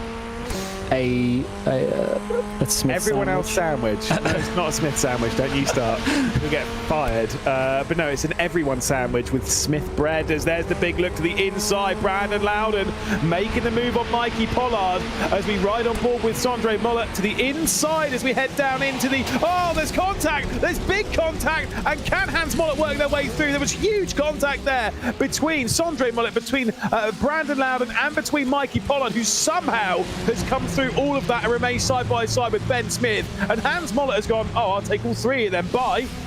Oh, Lord. You should have seen my face I was making as we came in towards Druids there. That was never going to end well. 3 cars involved in that very aggressive move down the inside. That just shows you how very quickly things can change here at Brands Indy. And that does spread it out a little bit. It's really now 5 cars up towards the front. And then a little bit of a gap behind you. Say Mollett getting through to 6th place, down from about 15th on the grid. That's some great points recovery. Yeah, it certainly is. This is just making me more and more excited for the British Formula 4 Esports Championship, which again is up just after this race. We'll handle the interviews. We'll have a little bit of a listen to an interview that I had with Paul Crawford and a build-up to this title race. But it's going to be an exciting one for the British Formula 4 Esports Championship. This is a look back at that incident. Contact Pollard was kind of telling... It just all seems like very much a 3-1 don't work. Oh, absolutely. No driver wanted to back out there. And at the end of the day, someone has to, because you can't go the whole track 3 wide. Up towards the front, Shintani, of course, has taken the lead. Smith in the green car is trying to come back at that. It's a 4-car battle. Mark Fletcher actually has the opportunity with 5 minutes to go to get a double race victory here, the first event of the season. Let's see how this one works out. He's still sitting in that P4 currently, as you also see Jonathan Smith still just about holding on to that 2nd place for now. 2 drivers last season had back-to-back victories. One was Dana Moore, of course, Snetterton and Alton Park. And then Henry Moore won 3 on the bounce. Donington Park won the first 2 races and then won the first race at Snetterton. And then won 5, 6 on the bounce later on in the season. Never mind. So we did the double in the round, which has only been done 3 times last season of the 8 possible attempts. Mark Fletcher can start out the season by taking the maximum haul of points and taking a race 1 and a race 2 victory. But Shomi Shintani currently leads the race with 4 minutes and 20 seconds left to go. Here comes a look to Mark Fletcher, trying to make it 3 wide. Backs out of it though, and allows Harvey Jones to send one to the inside of Jonathan Smith as they head through the first corner. Smith might get dropped backwards here a little bit. They might be joined by Lewis Werrell in this fight, as it is still the fight continuing for 2nd position. Is that going to allow Shomi Shintani to check out if there's a crash? Definitely. Hey, I was just thinking that as well. I'm like, all this does, every corner is give him an extra half a car length here, half a car length there, and before you know it, he's going to be best part of a 2nd behind. Let's see this one with Fletch. He's got to play this one smart, as he has done for the last race and a half. Big send down the inside there from Jones. Can he make it stick nose with too much of a wiggle? This is going to give the opportunity for Fletcher to get up on the podium. Yeah, superstar, just about given enough room there by Harvey Jones. Now picks up the slipstream of Jonathan Smith, who's trying to find it on Shomi Shintani to the inside inside at Paddock Hill is going to go. Big on the brakes goes Harvey Jones. It's not going to work. Has to drop back in line then in 4th position. So Mark Fletcher up to 3rd place now. Championship leader working his way up the order deep into the slipstream. Has moved up from 10th position now onto the podium. Needs to get past Jonathan Smith fairly soon, and then will be embroiled in this fight with Shoma Shintani for the race victory. Yeah, this is working out very nicely indeed for the championship that is coming up for 7 more rounds over the next 10 weeks. After this one, it's going to be amazing to see. And we now have 5 cars battling for victory. What more can you love? Even in a reverse grid race or not, these are still the fastest drivers we have in this championship going at it. Shintani, they're hard to the right-hand side, trying to hold off on the slipstream. Down the inside, Fletcher's going to go, though. 2nd position. Can he make it? Bit of contact. No, they avoid that as he up to Druids. Yeah, indeed. Outside lines being taken, of course, by Jonathan Smith. And naturally, Shoma Shintani will give the slipstream to Jonathan Smith, but too deep onto the brakes. A little bit of contact as well as Harvey Jones was trying to slot the gap behind Jonathan Smith. Mark Fletcher then up to 2nd position as Jonathan Smith backed out of it ever so slightly. Shoma Shintani's done whatever he could for the race leaders. We ride on board there a little bit to have a look a little bit further down the order. Shoma Shintani leads them from Mark Fletcher, from Jonathan Smith, from Harvey Jones, from Lewis Werrell. The top 5 very much in this. Lewis Werrell, though, not satisfied with 5th position as he works his way through inside the top 4, but crucially now is nearly a 2nd behind this group. Yeah, important place, but may just be out of this podium fight. He hasn't actually completed it, though, as we get in towards the braking zone. Paddock Hill Bend around the outside for Jones is going to be. Remember, Jones was up into 2nd place at one point, now down into 5th, and really out of a hope of a race victory today if everything stays normal, with just 1 minute and 40 seconds remaining in this very short Brands Indy circuit. The top 3 have got away. We did have an 8-car train at one point, but these battles are just so crazy that they lose each other time. Yeah, but still, they've got plenty of time left in this one as they'll come round to start the penultimate lap of this race. There will be more than enough time. Harvey Jones has a little bit of a look down the inside, but there was no room to speak of to get down the inside of Lewis Werrell. The top 3 march on a 2nd and a bit clear of this. Unless there is a heavy fight between the lot of them, we will not see either of these drivers on the podium. The Alpha Esports man of Harvey Jones, though, will fill the mirrors of Lewis Werrell, but doesn't fancy filling them that deeply. Can still see the top 3 up ahead. Surely the focus between the two of these is let's not battle, let's go for a win. Yeah, I would assume so. But every driver wants to fight for every position, you know, the car in front of you or in the mirrors behind you. They are going for absolutely everything. The top 3, and even these 2, they don't really have a look at each other too much. They're waiting, I guess, for the final lap, which is coming up. Just 30 seconds remaining on the clock. They have enough time for one more loop around this Brands Indy track. Shintani is going to lead now, but will he lead in a minute's time? And that's the big talking point here. Has Mark Fletcher timed this to perfection? Will he go for a move now? It's not going to... A drag race to the line, it's not going to work out in favour of you. The white flag was out. Shoma Shintani leads. Is he too deep at Paddock Hill? Will Mark Fletcher find a move down the inside into Druid? Shoma Shintani now defends. Fletcher to the outside. It's going to go deep onto the brakes, but so is Shintani. Beautiful defence from Shintani. Absolutely. Can he hold it here? This is the important corner where we saw contact in the previous race that saw him lose a podium place, but this time he gets through nicely. Yeah, so just 2 more corners left to go. We go through Surtees, we go through clearways, flick it through the left-hander, then onto the brakes into the right-hander. This is the final point for an overtaking opportunity. Fletcher was thinking about it, but I think he's thinking title game as they head through the final turn. It should be a victory for Shoma Shintani. It will be a drag race between them up towards the line. It'll come down to less than 1/10 of a second. Shintani knows that he's done the work. Shoma Shintani comes back from drama in the previous race to win here in the 2nd race of the Formula Fords. Mark Fletcher will have to settle for 2nd place, less than 1/10 behind, and Jonathan Smith, superb drive, reverse grid pole position, took maximum advantage with a 3rd place finish after a superb drive, kept up with the leaders and showed the pace in hand. Yeah, I love the reaction as well from Shoma there. He really put in the work that race. He already got a couple of places on that first lap, then one by one got the final few. And Mark Fletcher as well, from obviously P10, getting up there to P2, and how he didn't dive Shoma into that final corner, I think just shows he's thinking the long game. P1, P2, we will take that, especially with other fast drivers like Woodhatch, like Mollett not having the best round. Yeah, indeed. And like I say, that will be a championship lead, which will have extended there in the second race as Shoma Shintani takes victory. So it'll be 6th and 1st for Shintani on the opening evening here in the Formula Fords. Mark Fletcher 1st and 2nd. Pretty handy. Jonathan Smith then onto a first podium of the season with Lewis Werrell moving up from 9th position to 4th. So the same positions gained as in the previous race. Harvey Jones with 5th place and Hans Mollett from the rear of the field, basically all the way up to 6th. Ben Smith in 7th position with Jack Badger, Mikey Pollard, who was involved in that incident, and Sondre Mollett will round out the top 10 finishers in that 666 car. For the final few positions, it's Brandon Loudon, Connor Scudow, Sam Saunders, and Ryan Elliott. Elliott definitely had a fair share of drama in that race, finishing down in 14th position. Ian Joyner, disastrous start to the season. Retirement in race 1, retirement in race 2. Mark Warner having a couple of struggles as well, being down there. And Crofton Woodhatch, podium in the first race, retirement in the second. That shows how difficult this is going to be in 2024. Oh, this is going to be a tough championship indeed. And I love the way that these cars race. It really is difficult. You have to really work your if you're the car behind, you really have to work the car ahead to get offline, to try and get them to get a run on them. It's a really a car that brings the racecraft out. It's the old school racing, and around these tight circuits it's going to be absolutely amazing. Although of course we do go to Zandvoort next, which is a completely different style of circuit, but I'm sure it will be just as good. Now, do remember that obviously up in a few moments' time, it will be the start of the British Formula 4 Esports Championship, which is going to be absolutely excellent. It's going to be enthralling. It's going to be crazy. Before we get to it, though, I think it's right that we catch up with our podium from that race. We'll start with Shoma Shintani, of course, after an unbelievable performance in that one. Shoma, you did fantastic. Excellent drive, and had to carve your way a little bit through the field, and then had to defend from Mark Fletcher for the final couple of laps. Talk us through that race. Talk us through the emotion that we saw from you over the line. Yeah, I mean, I haven't enough pace to be a fastest on the grid, but yeah, I have a confidence to defend my position. So yeah, I was just happy. Yeah.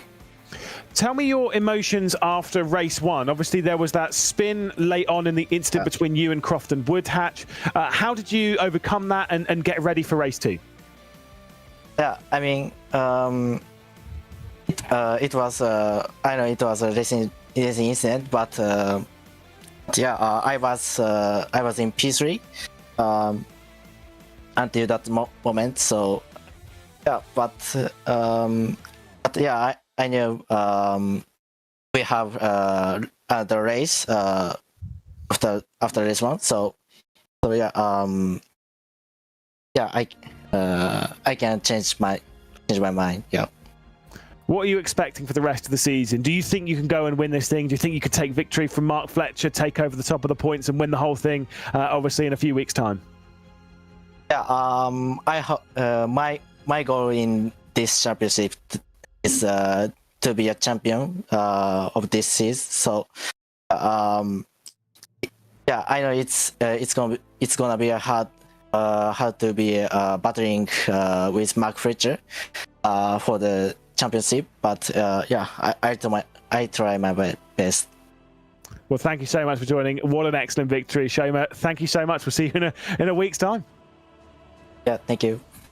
Shoma Shintani then, obviously victor in the opening race of the season. Let's go from one championship protagonist to another. Mark Fletcher back in the booth. Wondered if we would talk to you here in the second race. What a drive to go from all the way to second. Brilliant. That was tough. That was really tough. Yeah, I'm kind of playing the long game. I don't mean to. It's the first round, but yeah, it was just trying to keep clean and yeah, just watch everybody behind me fall off, which was nice. Now, in that race, you were behind Shoma Shintani on the last couple of laps. You were looking like you might have gone on the attack, and we didn't see that cutthroat attack. I almost thought you might do something at the final corner. Is that literally all just playing the long game? If maybe you can force a mistake, that's cool, but you're not going to go for anything too risky, even this early in the season? Yeah, I was watching him and Jonathan race when I was sort of, I think it was Lewis or Harvey by me. I was watching the race. I was like, these two are fighting quite hard. So once I got past Jonathan, obviously up into Graham Hill. I watched him into that last corner, and there was a car's width, but if I'd have put my car there, I would have had an incident. So I thought, you know what? He didn't have a great race one. I had a P1. Let's just bring home a P2. But there was a little bit inside of me that went, "Mike, you should have sent that." Could have joined Henry Moore as the only driver to have won 2 races in 1 round. So, maybe there's that. What are you expecting, though, throughout the season? Obviously, a few drivers have had a bad round here. Are you kind of expecting that maybe at some point throughout the season that you're going to have to kind of face that as well? Henry Moore didn't last season, really. Yeah, I think it's so close. I think qualifying showed us that. I think the top 10 was split by 2 tenths. I got really lucky with the first round because we knew the calendar. I was just saying to Jonathan, I think I topped over just over 200 laps of testing. So I put the effort in, and that's what it's about. But whether we can do that for the remaining rounds, that's yet to be seen. 200 laps is about 25 minutes around Brands Hatch, so we'll have to wait and see. Mark Fletcher, superb drive this evening. Thank you so much. Nice one. Cheers, Lewis. Have a good evening. There we go. Mark Fletcher, championship leader comfortably. We'll have one final driver to join on the podium, and it will be one Mr. Jonathan Smith. And what a great drive it was. Third, ended up in the 3rd position. Obviously, started from the reverse grid pole. What were you kind of expecting from that reverse grid pole? Chaos, to be honest. I could see the pace of everyone in the first race, and I got lucky with the reverse grid. So pleased to manage to hold it together. Shoma was really quick, as was Mark. So I just thought I'd try and play it, get a clean result. So pleased to get the job done. How hard is it when you're passed by? I want to be respectful here. When you're passed by a Shoma Shintani or a Mark Grell, who are at least showing this round faster drivers, how hard is it to actually just try and keep up with them, or is that kind of relatively easy with the slipstream in this car? Yeah, the slip's so powerful at this track. So it was, I think I'm probably a couple of tenths off, but Brands isn't my favourite track. But you just try and keep it clean, keep it consistent.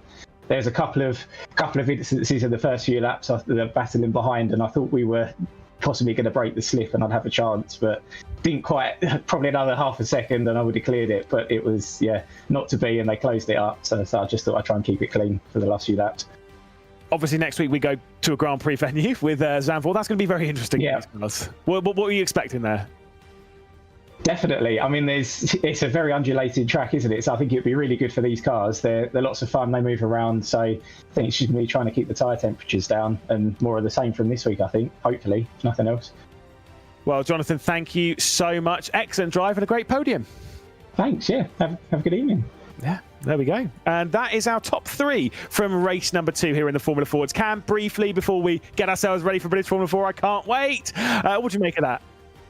Oh, that was an amazing start to the season, and I think that is really just going to open the door to a great season. Of course, a lot of races still to go, so we don't really know who the championship contenders are, but I'm really liking Mark Fletcher's attitude. I liked how sensible he was being, but also he was very fast, so he's got that sort of double bonus to him.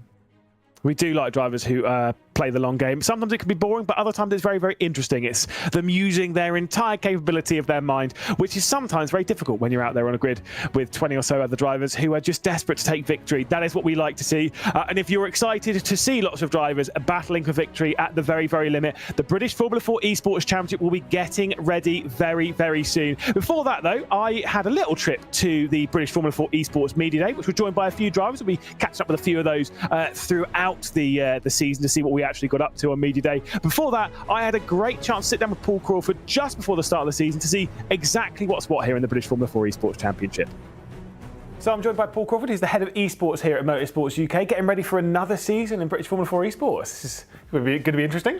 Yes, season 3 British F4 Esports Championship. We obviously run the real world British F4 Championship, and kind of taken that and taken it to the virtual world in esports. Season 3, a lot of big names returning, but some have disappeared and been replaced by others, so it's going to be a very interesting season, I think. Yeah, I think we'll touch on that in a second. Obviously, being the 3rd season, we've built on quite a lot over the 3 seasons. Obviously now going out on iRacing, their channel on broadcast stuff, like everything's changing season on season. How hard is that behind the scenes? Yeah, it's quite challenging, but it's also really rewarding trying to grow this championship into one of like the premier British Championship. And yeah, partnering with iRacing for this year has been really good. Directly, they've kindly offered to broadcast it across their channels, so hopefully we'll get a lot more eyeballs on it, which is what we all want for esports and sim racing. And yeah, going through the process of getting teams signed back up and partners and getting prizes in place is a lot of hard work, especially with all the other championships that we run. Yeah, we know the racing's always excellent in British Formula 4 esports, and obviously we've seen that over the last couple of years.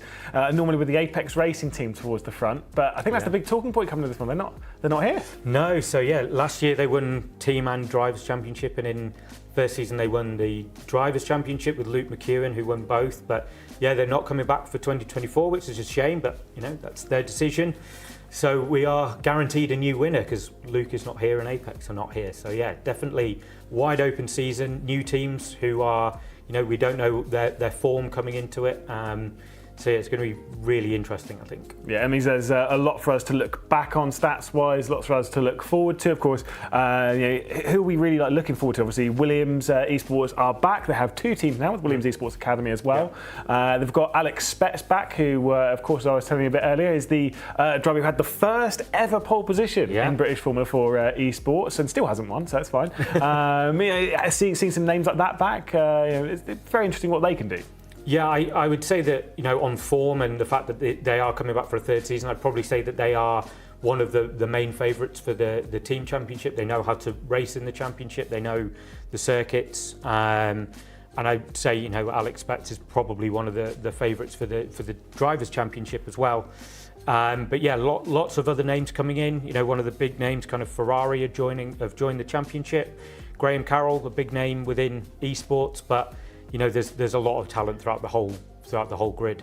Yeah, I'm very curious to see what Graham Carroll will do. Obviously, we've seen him in the Porsche Tacor Esports Super Cup and various other things. Obviously, we've got Jarl Tyne, somebody who also has World Championship experience on iRacing with the eNASCAR Coca-Cola iRacing series, back in the day. Somebody who's got a lot of experience generally in sim racing. And then you start looking at some of the other teams. Obviously, we have Jarl Tyne, that's BS Competition. You've got Guild Racing here returning and looking quite strong. We've got our Formula Ford top two also taking part. Yes, yeah. So, yeah, Guild coming back with Remy, who did last season. Leo Brown, new driver for this year. So it'd be really interesting to see how kind of Remy pushes on from a good performance last year. He got a win last year, if I remember correctly. And so I think those drivers will kind of be in the mix as well. And then Henry Moore and Dana Moore coming off the back of being in the top two of the UK FF 1600 Esports Cup last season, who kind of have gone from being kind of hobby racers, trying to break into the pro levels, both now been signed to pro teams with Guild for Henry and Apex Academy for Dana Moore. So I think it's going to be really interesting to see how they go from the FF 1600, obviously no downforce in those cars, very different car to drive, if they can immediately kind of adapt to the world of F4 and high downforce, super close racing, which they are used to, and see if they can come in and kind of be right at the front from the start. I think that will be really interesting. I think fixed setups for this year, which is new, I think that might help those sort of drivers, and also drivers who've been generally further down the grid potentially, to help them kind of get up towards the front or into the mid pack at least. We discussed with the teams after last season around setups, because it's always that discussion point of, do you want open, do you want fixed setups? And a lot of them actually said fixed, even the bigger teams who you might think wanted to be open setups, but they actually said we'd rather just have time for our drivers to get quick with the setup rather than spending loads of time tinkering with the setup and ending up kind of potentially going down the wrong route. They just want to know, right, this is the setup, let's go. Obviously, they're not just battling for a little bit of fun. There are prizes up for offer. What's happening on that side of things? Yeah, so obviously the main part of this from the driver's point of view is the fact that it's an official British Championship. So that means they will go to the Night of Champions that we host every year, which is where the champions of the British Championship go and receive their championship trophy. Presented from David Richards or Ron Dennis of previous years, and kind of be put on a level playing field with the real world racing drivers, which is exactly where we see esports sitting. It is a motorsport in its own right, it just happens to be online, and we really want to make the driver who wins that feel part of that and part of the motorsport community and industry, and not just esports. So that's the main thing that the drivers are competing for. On the teams front, we've actually gone down the route of getting a bit of real-world motorsport experience. So Club 100 Karting have joined, and for the top 3 teams, they all get free entries into a number of rounds. The championship, which they can use for their drivers, potentially for staff members if they wanted to. Again, just trying to give back and help with this synergy between the real-world motorsport and esports, trying to connect them a bit more, because there's a lot of, you do esports and we'll do motorsport, was actually they should be kind of seen together.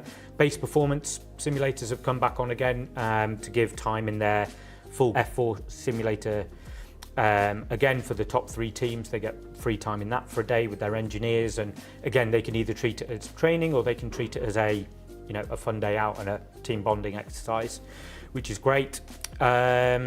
And this year we've also brought in hospitality at the F4 round of the team's choice, and along with a free ARDS test or license for the winning drive if they want to go down that route. Nice. There's a lot up for grabs for a lot of these drivers, these teams that will be fighting up towards the top end. I think it's kind of one of those ones you said about British Formula 4 esports kind of trying to be on the same level as motorsport stuff with United Champions, and we've kind of seen that a lot in esports as it's grown. Obviously, there's a lot of big names in this championship. Thank you very much, Paul. And thank you again. Hopefully, you'll join us for the British Formula 4 Esports Championship this year.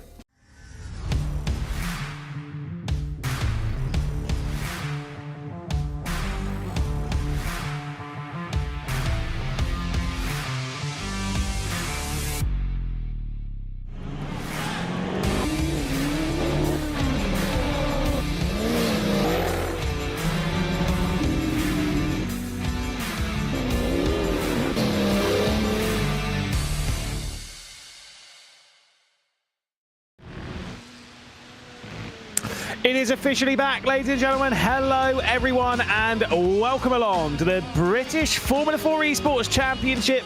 It has been a long time coming. Cannot wait for this one. Lewis McGlade, Cameron Roger, ready to take you through the first action of the season here from West Kingsdown in Kent, from Brands Hatch, Indy, where the season starts and the season indeed ends. We had unbelievable drama back in 2023, where the championship finished with 0 points separating first and second. Cameron Roger, will we have it again?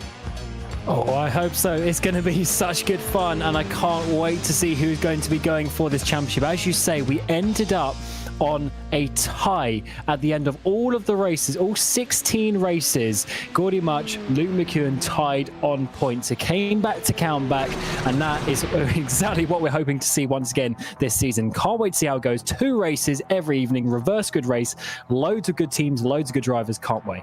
Let's rifle through the info then before we get into it. Qualifying is underway at the moment. After this, we'll head into a 20-minute race before we'll have a 20-minute race, but with the important bit of it being reverse grid. We'll bring the spinny wheel back out again and see how much drama and chaos we are going to have. 2 races up for action. Again, qualifying is underway. Let's talk about what they're fighting for, though, and the prizes for the 2024 season in the British Formula 4 Esports Championship. You can see them all there. There is a lot of prizes. You kind of heard Paul Crawford as well talking about them a little bit.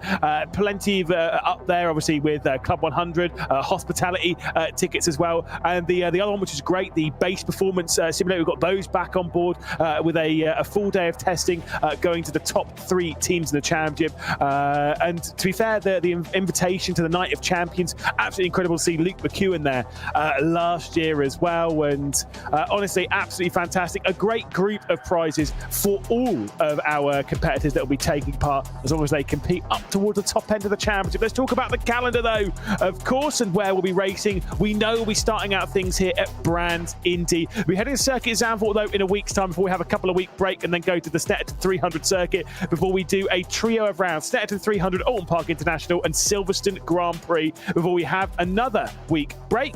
And then we return for the final 3. Knock Hill, north of the border, Donington Park, and then Brands GP. We return to West Kingsdown for that season finale, which we know will be dramatic.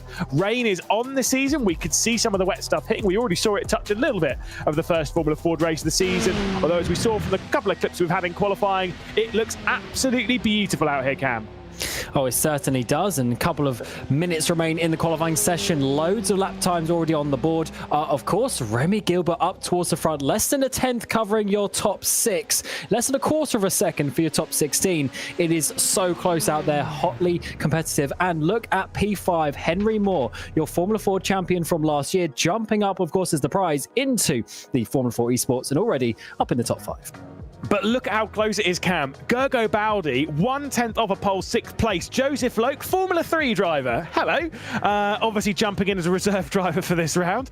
Into 8th position. We'll take a look at the pole lap, though, from Remy Gilbert, who, of course, is a race winner around here last year. For Guild Racing, jumping up and taking the initial pole position of the season.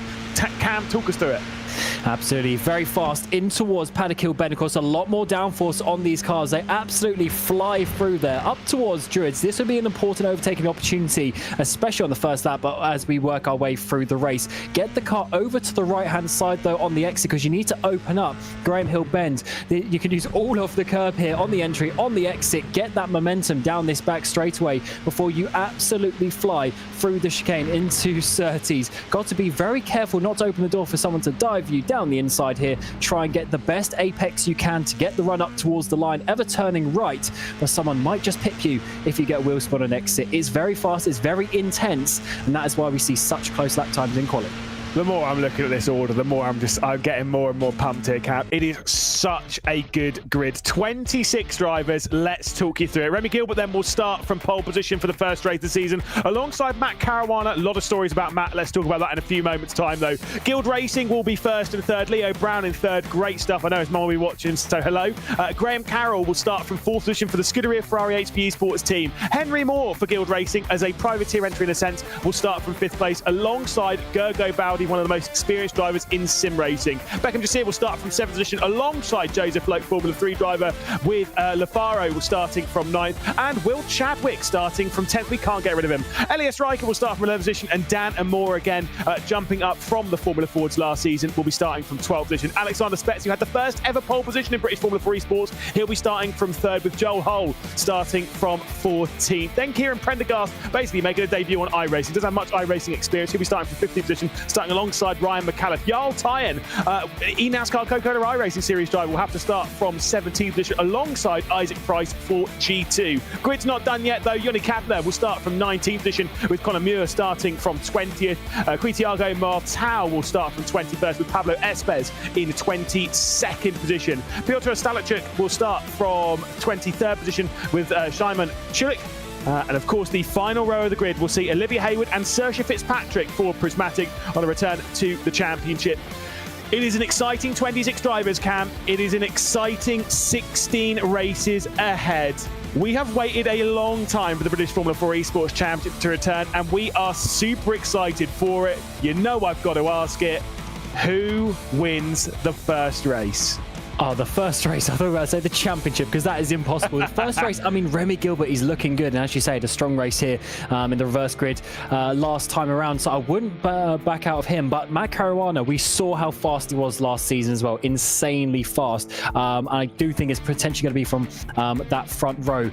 As it goes for the championship, it is hard to say who is going to keep it clean. Like we saw with Mark Fletcher in the Formula Fords. Can you just avoid the carnage, keep yourself looking good? Because remember, we have the reverse grid once more here, and that is going to be very important for the championship points. If you obviously start down in the mid-pack, you get involved in the crash, then you'd lose a lot. So a lot is to be on the table. 20-minute race. Let's see how this goes. Yes, indeed. First race then of the British Formula 4 Esports Championship will get underway. 20 minutes onto the clock, and it will, of course, be a dramatic affair all the way through the season. Already a stalker in the background, but it's a great start from our pole sitter of Remy Gilbert. Matt Caruana will hold on the 2nd position, with Leo Brown in 3rd place. The two Ferraris running in 4th and 6th position, either side of Henry Moore, as we complete the first couple of corners of racing. To the outside, though, trying to make it a Guild Racing 1-2 was Leo Brown, trying to work his way around the outside. There's already a big crash in the background. You've got BS competition. I think that might be Jarl Tyen involved.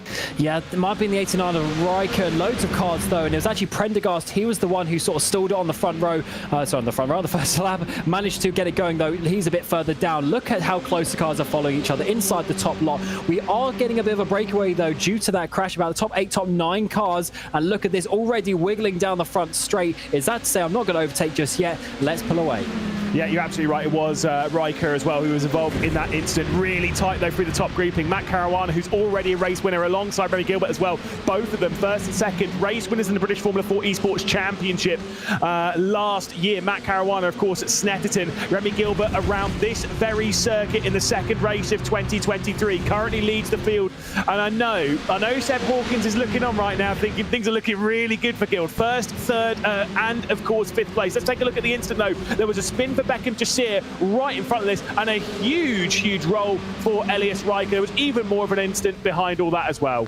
Yeah, absolutely. There's quite a few cars. 5 cars in the pit lane at the moment. Lafaro, Stachulek and Kulik as well, all involved. So crazy. Up towards the front though, Matt Caruana has taken the lead from Remy Gilbert in the meantime as the drivers try and pick up the pieces. Of course, wings missing and all sorts. So it's definitely not over up towards the front. We're also getting Graham Carroll trying to get himself up into 3rd. Yeah, indeed. Got all these replays coming in for all that early incident. You can kind of see how everyone was involved in that absolute chaos and big scenes towards the back, but absolute chaos and big scenes towards the front as well, as we'll look at Henry Moore taking the defensive line from Gergo Bowdy. I've had to do that a little bit myself in the recent past. Also in touring cars, that's when open wheelers. Great to see Gergo Bowdy taking part in this 2-time WTCR Esports champion, if I remember correctly, going side by side with Joseph Loke, who's recently joined driven an Aston Martin Formula 1 car around Silverstone. I did message Joseph before this. He said hello to everyone as he sends one straight around the outside of Gergo Bowdy in the first corner at Paddock Hill. But Bowdy says absolutely not on my watch. Now with Will Chadwick's on the scene. Yeah, this is crazy stuff. These cars, they're so fast for this little track, and the drivers are finding their way to battle each other. As we see in the Ferrari there, Graham Carroll, of course, just being dropped down a little bit as Moore gets up into that 4th place. Here is, of course, Will Chadwick for Freem coming up in towards these final couple of corners where you are going to see drivers send it down the inside when it comes to that important point of the race. Of course, we have 5 minutes longer than the Formula 4. We've got a 20-minute race for these drivers, but that doesn't mean they're going to be patient. Because Henry Moore's also got past on Graham Carroll. There's a spinner in the background. That is Jarl Tyne this time, so a disaster start for BS competition. And again, Jarl Tyne has got plenty of experience when it comes to high-level esports competition, including, like I've said before, the eNASCAR Coca-Cola iRacing Series, the highest level that you can do in oval racing on the platform. He has taken part in it. Will Chadwick gets past Joseph Lowe. What I was going to talk about, though, Leo Brown, Henry Moore, 3rd and 4th position. After Henry Moore has got past Graham Carroll in that Ferrari, a big gap has grown between the Guild racing cars. If you are wondering as well as a fan, kind of not understanding as to why we've got 3 Guild racing cars, we see what happened there. Dana Moore making contact with Jarl Tyne at the final corner. There are 3 Guild racing cars because one of them, being Henry Moore, is a privateer entry courtesy of a finish in the Formula 4 champ last year along with Dana Moore for the Apex Racing Academy. That's why they're sole entries or a 3rd entry for their given team. Oh, Spets is round! Contact is made. Inside he went to Paddock Hill Bend, and just like what we saw the Formula 4's wheel-to-wheel contact, and the car goes around there, so he drops all the way down, and so much happening here. More spinners up towards the back of the pack as well, so this is really not the ideal situation. There's the 111 having some further issues, and we also saw I think it was Katala for G2. He got involved in one of the spins in the recent replays. He's down towards the back, a bit off the pace as well. So a bit of carnage is coming the way in the first 5 minutes here to start the season. Yeah, I'm sure Paul Crawford behind the scenes will be pulling his hair out the drama that we've seen already through the opening stages of this race. The opening race of the British Formula 4 Esports Championship, we have had a fair share of drama. What happened then to Alexander Spets was going side by side with Joseph Loke down into the first corner, sends it in, Loke turns in and really clobbers that curb. There must have been, again, front wheel to rear wheel contact. Joseph Loke, maybe you could say he gave enough room, maybe you could say he didn't, but there was definite contact there on the apex. You saw the slide coming in from Spets. I've got to say, whether you can say Loke's at fault or not, that is an aggressive move to the inside of Paddock Hill, and one that maybe it's a little early in the race for. Yeah, it was all going well. Then he had that tiny bit of a wiggle on the rear end, and that was enough to push him a couple of millimeters wide, and contact then, of course, was made. So, bit of a shame for that, because that would have been a really nice battle. But what it's left us with is this top 6 really going at it, really top 8, I guess you could say, and they are all batting their way towards the front. Here's Graham Carroll, the 21, the top Ferrari driver thus far. Of course, was looking up towards P4, but Henry Moore has got that. He's now trying to work with his teammate to close down the top 2. And we've seen Graham Carroll at the highest level of esports. Again, Porsche Tag Heuer Esports Super Cup, seen him race in that. Obviously seen him race in things like Le Mans Virtual, seen him race in the in ESL. We've seen him race basically all over the world of sim racing. Great to see him here in the British Formula 4 Esports Championship, representing Ferrari as well, which is always great to have on the grid. Got Ferrari out there, got Aston Martin out there as well, obviously Williams. We've got a lot of big teams in the world, not of sim racing, in the world of motorsport out there as well. And it is excellent to see. There is Joseph Loke, who currently hangs on to 8th position, just behind Will Chadwick. Absolutely. So Chadders is still in with a hunt because he was P8 at one point, so he got that position, and now the number 88 is trying to close him down. They are just staying so close together. And do you remember, Lewis, last season we spoke about this, how if you had a group of 6, generally the battles could be still okay.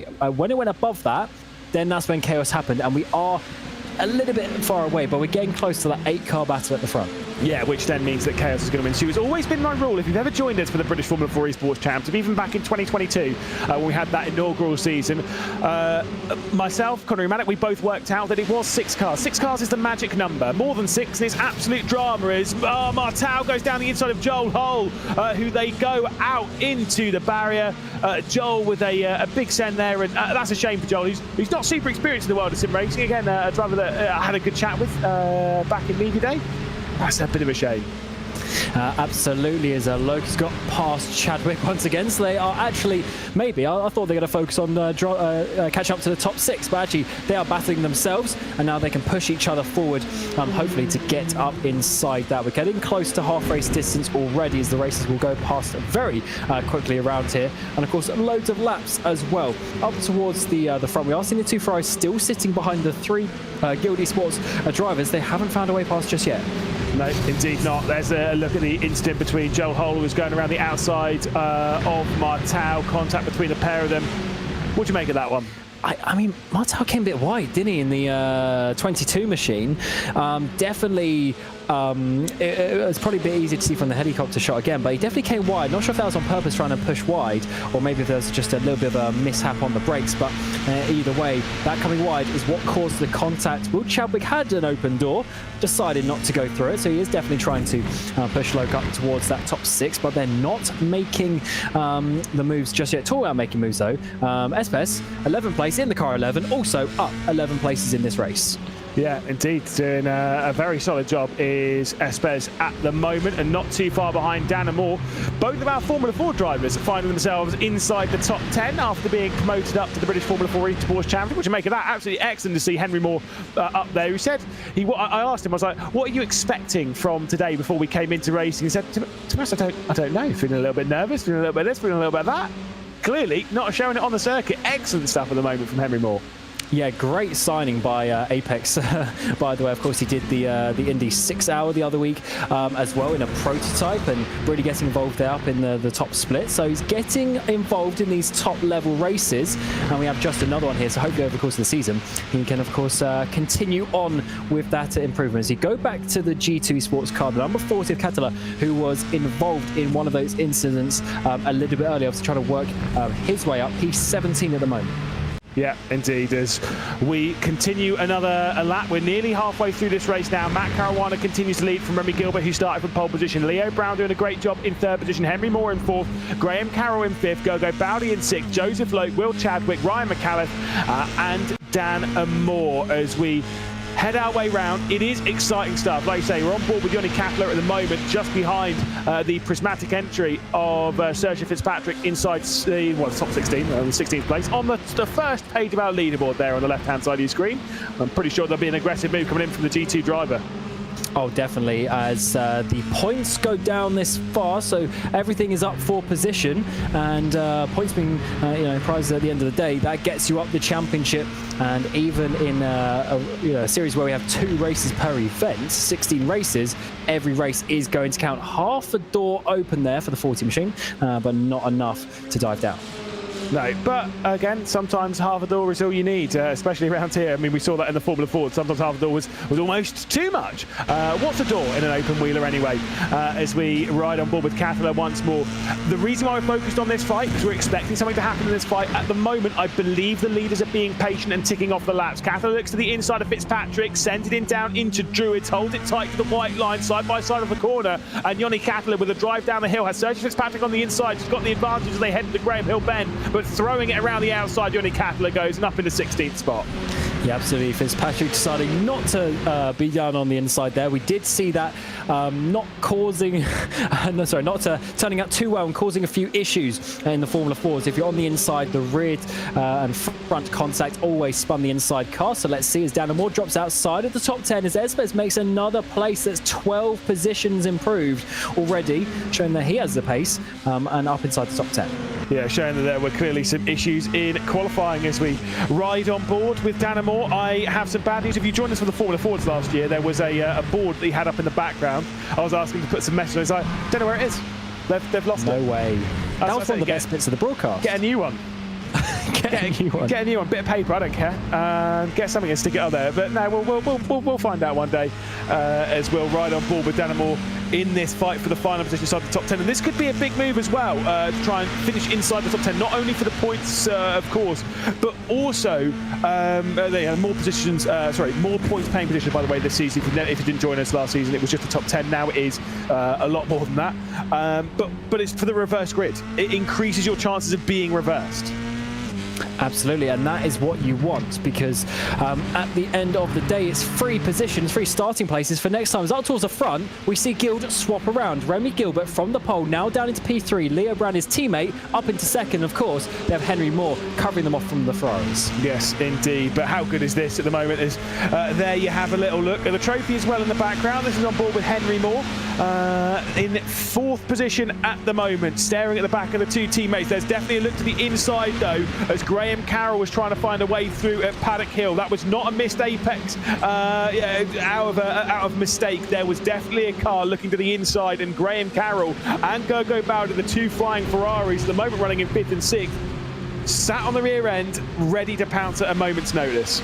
And this is where the experience from Carroll potentially may help Moore, making a couple of mistakes there. Went a bit wide to Graham Hill Bend, and this has let him be sort of an extra car length behind his teammate. Is that going to be enough for Carroll to have a look up towards turn number 1? Don't think so this time around, but you can just see he is falling away a little bit from his teammates. Leo Brown so close to going for attack for the race lead, but isn't fancying it there. A little bit too wide from Graham Carroll at the first corner, just running it a little bit deep at Paddock Hill. Brings it back onto the racing line, though. We were a little bit concerned without the likes of Apex this season, deciding not to enter the 2024 season of the British Formula 4 Esports Championship, but maybe, losing that top level competition.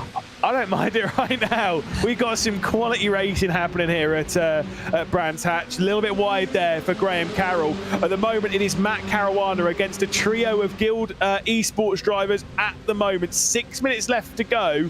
You know the Guild racing drivers are being patient right now. Oh yes, they are biding their time, and what they have in their advantage is the numbers as well. They have the cars sitting there.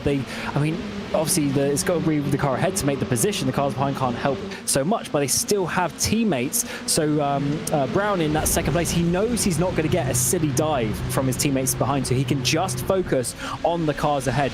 But it is literally a freight train of all these top 6 drivers. They are almost nose to tail, pulling each other along, and they just have to be picture perfect to be getting the opportunity to get the victory today. But that was a good run from Brown. Yep, it certainly is. But again, is he going to go for it? The thing is, he can be patient right now because you've got your two teammates behind.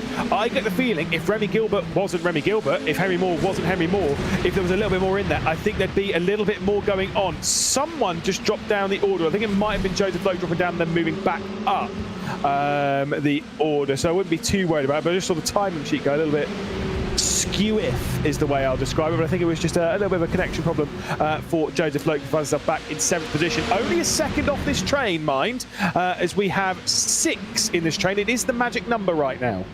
And it certainly is, because they are battling nicely, and as much as they are not going side by side every race, every corner, they are pushing each other to the limit of what pace that they can do. And with how close they are, their eyesight is being blocked every corner. It's hard to hit your braking zone. Of course, you've got the slipstream putting you close as you get to the corner, making that even harder. It's not an easy position to be in, as we see Henry Moore just going a bit tight there, maybe just to cover off the threat from the Ferraris, but Carroll isn't doing any crazy moves just yet. I think Henry Moore's just being a rear gunner right now. If you're thinking it's calm, that is because it is. It is actually relatively calm right now. This is the nail-biting nature that we're going to have all season in the British Formula 4 Esports Championship. You know there is an attack coming. You know that they are timing it. They are waiting for the right time to go on the attack. 4 minutes left to go. There is going to be something here. Let's look at how close Leo Brown. See, he's driving behind. If he wants to go for a move, he'll look to the inside. He is waiting, biding his time. He's got his tears behind. As soon as the Ferraris stop waiting as well, as soon as they start going on the attack, as it is now, this is going to start turning up to 11. Graham Carroll making a move and making contact with Henry Moore as well as we come down the hill of the Graham Hill bend. The inside line from Henry Moore. Graham Carroll goes out wide, exceeds track limits in doing so, but the Ferrari could be through now into 4th. Yeah, that was a little bit naughty from Carroll there on the exit of Druids. Henry Moore managed to gather it up, and to be fair, I would have done the same, sent it down the inside of Graham Hill Bend, and they haven't caused a crash, which is good. The top 3 breakaway now by a few car lengths. Carroll needs to work hard to try and get that gap back. Henry Moore needs to do something to help his teammates. Up the inside, though, potentially for the lead, Leo Brown. Yeah, Leo Brown's made it stick then, so knowing that Graham Carroll's coming, they thought, let's go on the attack now. Matt Caruana straight to the inside, tries to instantly find his way back, almost has the overlap as they work their way into Druid. Now the fighting begins. They've been joined as well by Joseph Loke and Will Chadwick in this train for the race lead, as Leo Brown and Remy Gilbert make it a Gilder Esports 1-2. Matt Caruana then in 3rd position. Graham Carroll will be knocking at the door. Henry Moore down in the 5th position. Gerger Bowley, Joseph Loke, Will Chadwick. At the moment, those that will do battle for the race lead as the look comes down from Graham Carroll. That was an insane move by the Guild drivers. And Caruana was not actually braking late, I don't think, to try and hold the lead. It was to try and brake late enough so Gilbert couldn't go round the outside. He went as late as he could, but Gilbert managed to make that work. So great stuff from Guild to get through both drivers. Now Graham Carroll is coming. A dive up the inside maybe. He did it before on Moore, but not this time.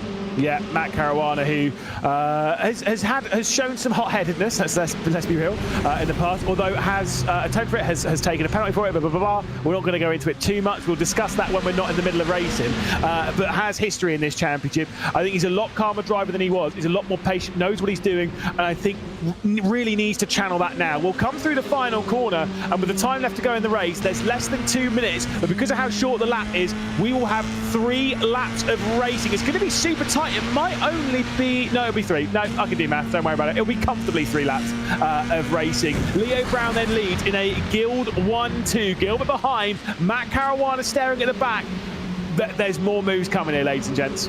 Oh, there certainly is. This is not the finishing position, and we have increased our number in the train as well, more than the 6, which is basically just a recipe for chaos. Let's see what Caruana wants to do, though, because he's a little bit boxed in at the moment, because, of course, he got pushed down to 3rd, not just 2nd. Makes it a little bit more awkward for him, and now we have the teammates who might be able to position their cars nicely to defend from each other to at least try and guarantee a win for one of them. A minute remains in the first race of the season, and Gilder looking good. Yeah, Caruana's going to force it here. He's definitely going to try something. Just about where, when, how, and why, as he goes a little bit wide there at the first corner, dips 2 wheels into the ground. It's going to slow them down just a touch. Remy Gilbert with the inside defensive line. Leo Brown continues to lead. Guild could be looking at a 2nd victory in the British Formula 4 Esports Championship. Leo Brown for a 1st. Remy Gilbert, though, would like to make it a 2nd victory for himself. He's the only driver that's taken a victory in those colours, and that was at this round last season in race number 2 of the championship. He looks to the inside of his teammate. Will the teammates do battle, though? Seb Hawkins will probably say, let's not, shall we? Team manager, of course, of Guild, as they start the final lap of the race. Cam, where's it coming?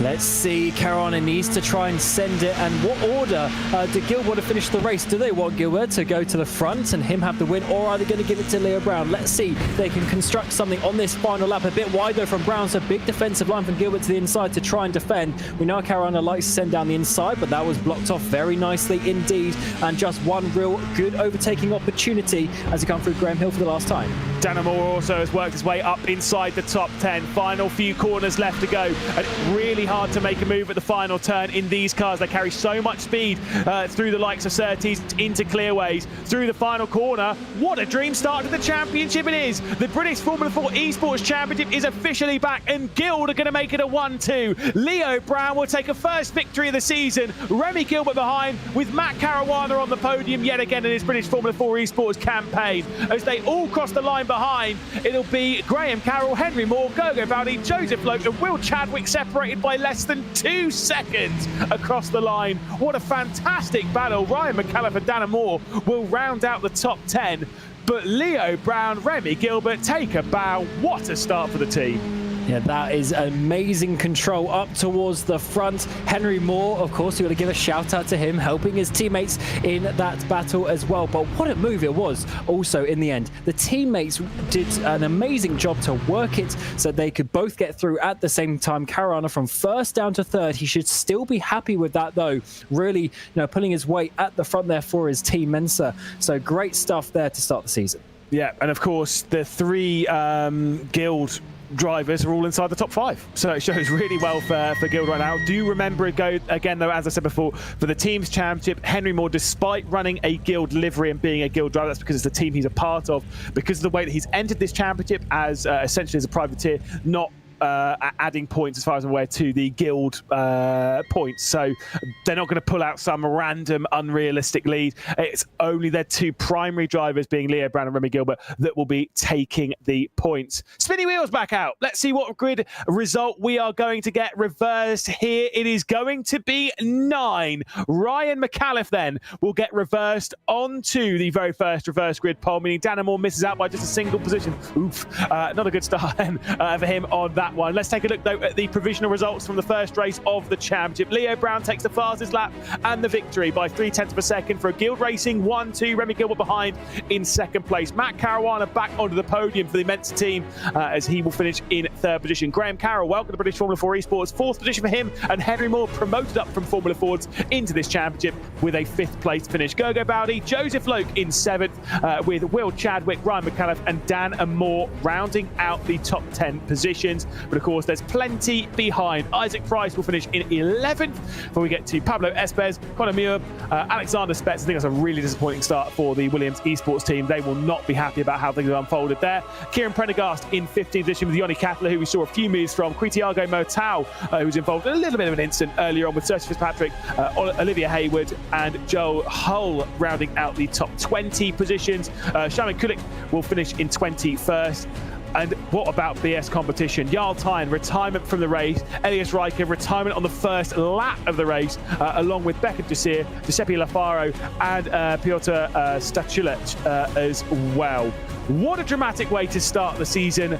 Absolute scenes here as we got things underway for the first round of the season. I think it's time we talk to our race winner, Leo Brown. Let's drag him in here.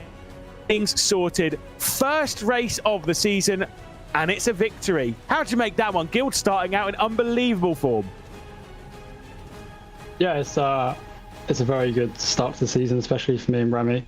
And hopefully we can build on that in race 2 later on. What are you expecting from the reverse grid? Because obviously how things were in that race, it was a very tight fight, but it almost seemed relatively calm. Are you expecting that? Calm is a relative term, by the way. Are you expecting that in race 2, or is it going to be just chaos? I don't think anything's calm in motorsport, is it? So I think it depends purely on what numbers drawn out for the reverse grid. But we'll wait and see for that and take a lap by lap and see how we go on. Well, I will give you the news now. The number is 9, so it could be worse, could also be a lot better. Nine's okay. How do you feel about hearing that? Is that kind of where you were expecting? Do you think you can rise your way through the order from 9th? Yeah, for sure. I think we proved we had the pace then, especially in the race pace. So yeah, I'll pick my way up one by one, hopefully. And of course, it's the first race of the season, so hopefully nothing stupid happens. But yeah, we'll take it. We'll take it race by race throughout the season. Well, Leo, best of luck for the race later on. Maybe we'll be bringing you back into the interview booth after race 2. Thank you. Next up, we'll be joined by Leo's teammate, of course, Remy Gilbert, who we did catch up with a few times last season, including once around here with an excellent victory in race number 2. You nearly did it in the first race of the championship. Remy, talk us through that one. Guild looked really, really strong. Obviously, you had Leo in there. You had your teammate, Henry Moore, as well, pretty close. It looked good for Guild. Yeah, it really was. First of all, I'd like to dedicate this round to my granddad. He unfortunately passed away on Friday, and he was like one of the first people that introduced me to motorsport. But yeah, the race was really good. Had a really good qualifying lap. Felt really hooked up, and then in the race, it's having Henry and Leo to work with really benefit us, and yeah, gave us the 1-2. So yeah, really good. Now, you were in Guild last season as well. Obviously had a couple of podiums, including that race victory around here.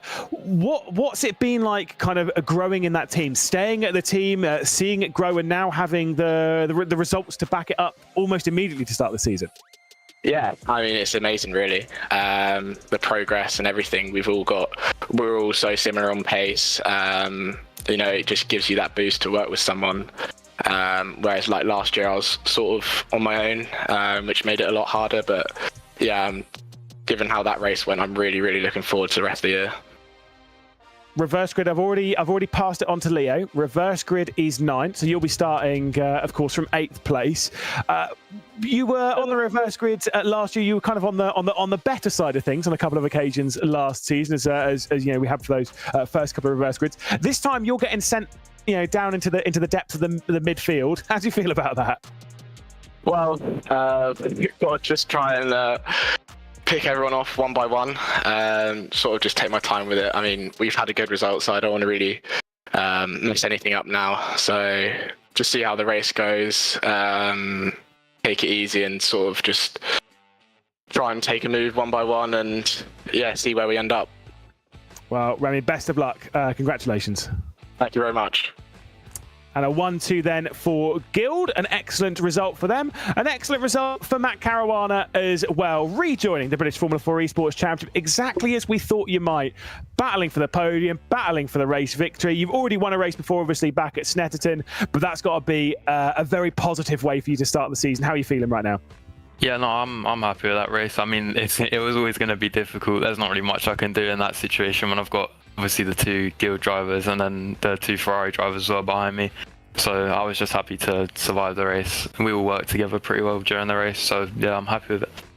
We know you're a pretty solid driver at working your way through the order. We saw that on quite a few occasions last season. Saw some great moves from you. I think it was 6 consecutive top 5 finishes as well. So you know how to work your way through an order.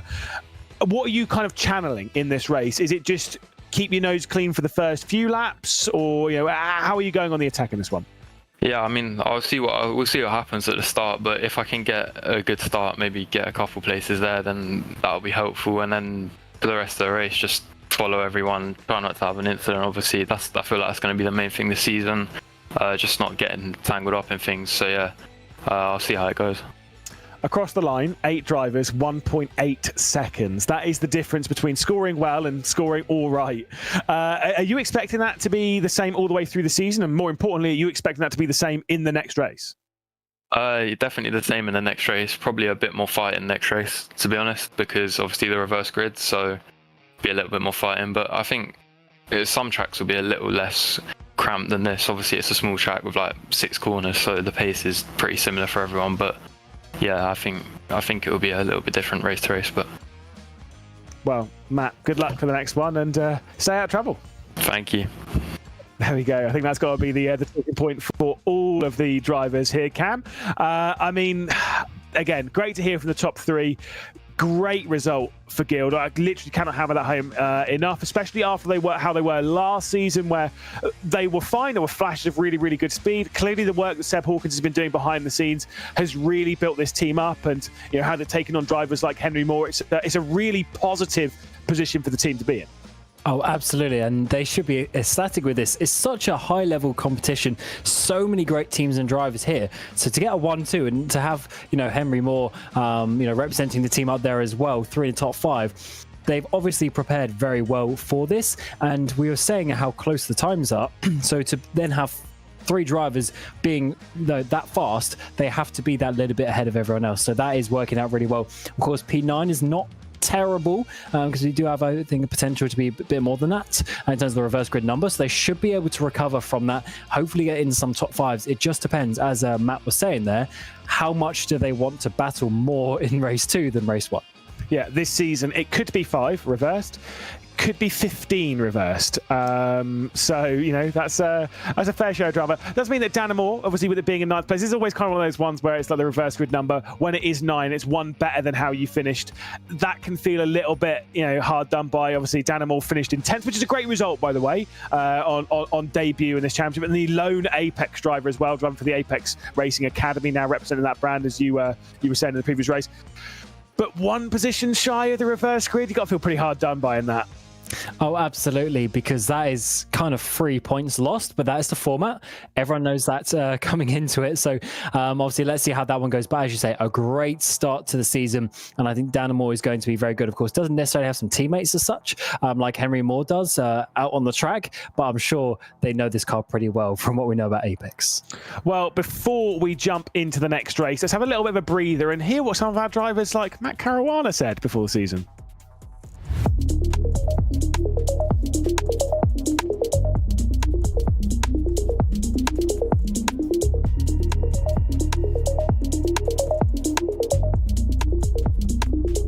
My name is Matt Caruana. I'm racing for Mensa Racing with Driven by Us. Yeah, definitely. It would definitely help. I think me and Ryan got to grips with the setups towards the end of the season last year, but I think the fixed setups this year will help just get the practice in and not worry about it too much. So yeah, during it, I think because with the whole Apex thing where they had sort of 2 teams with the 4 drivers, I think when I was fighting them in that race specifically, and then I had a bit of netcode and it spun me around, that sort of just, like, I lost my head a little bit, to be honest, and then had another sort of similar incident at turn 1, and I just completely lost my head, and it was probably the most stupid decision I've made. But afterwards, I feel like I've learned from it. I feel like I've looked back on it and realised that you can't be doing that. So yeah, this year I think my mentality's changed a lot. Now that I've got the win last season, I think I want to push for the title if possible. Obviously work with my teammate Kieran, and hopefully we can go for the teams as well. We've got Guild obviously on the grid. Henry Moore obviously won the Formula Ford last year, so I think he'll be quick this year. And all the big teams, Ferrari, Aston Martin, all of that, I think they'll be big competitors for him. Yeah, it's a big opportunity. I got into it through time trial on iRacing, so done the time trial and then we went to Williams for the assessment day. And yeah, it was good. It's a big opportunity to represent the UK and go to Valencia, so yeah, I'm excited for it. What are you expecting from it? Gold? Yeah, that's the aim. That is the aim. It's F4, so it's British F4, obviously good practice and all at the same time, so yeah, it should be good.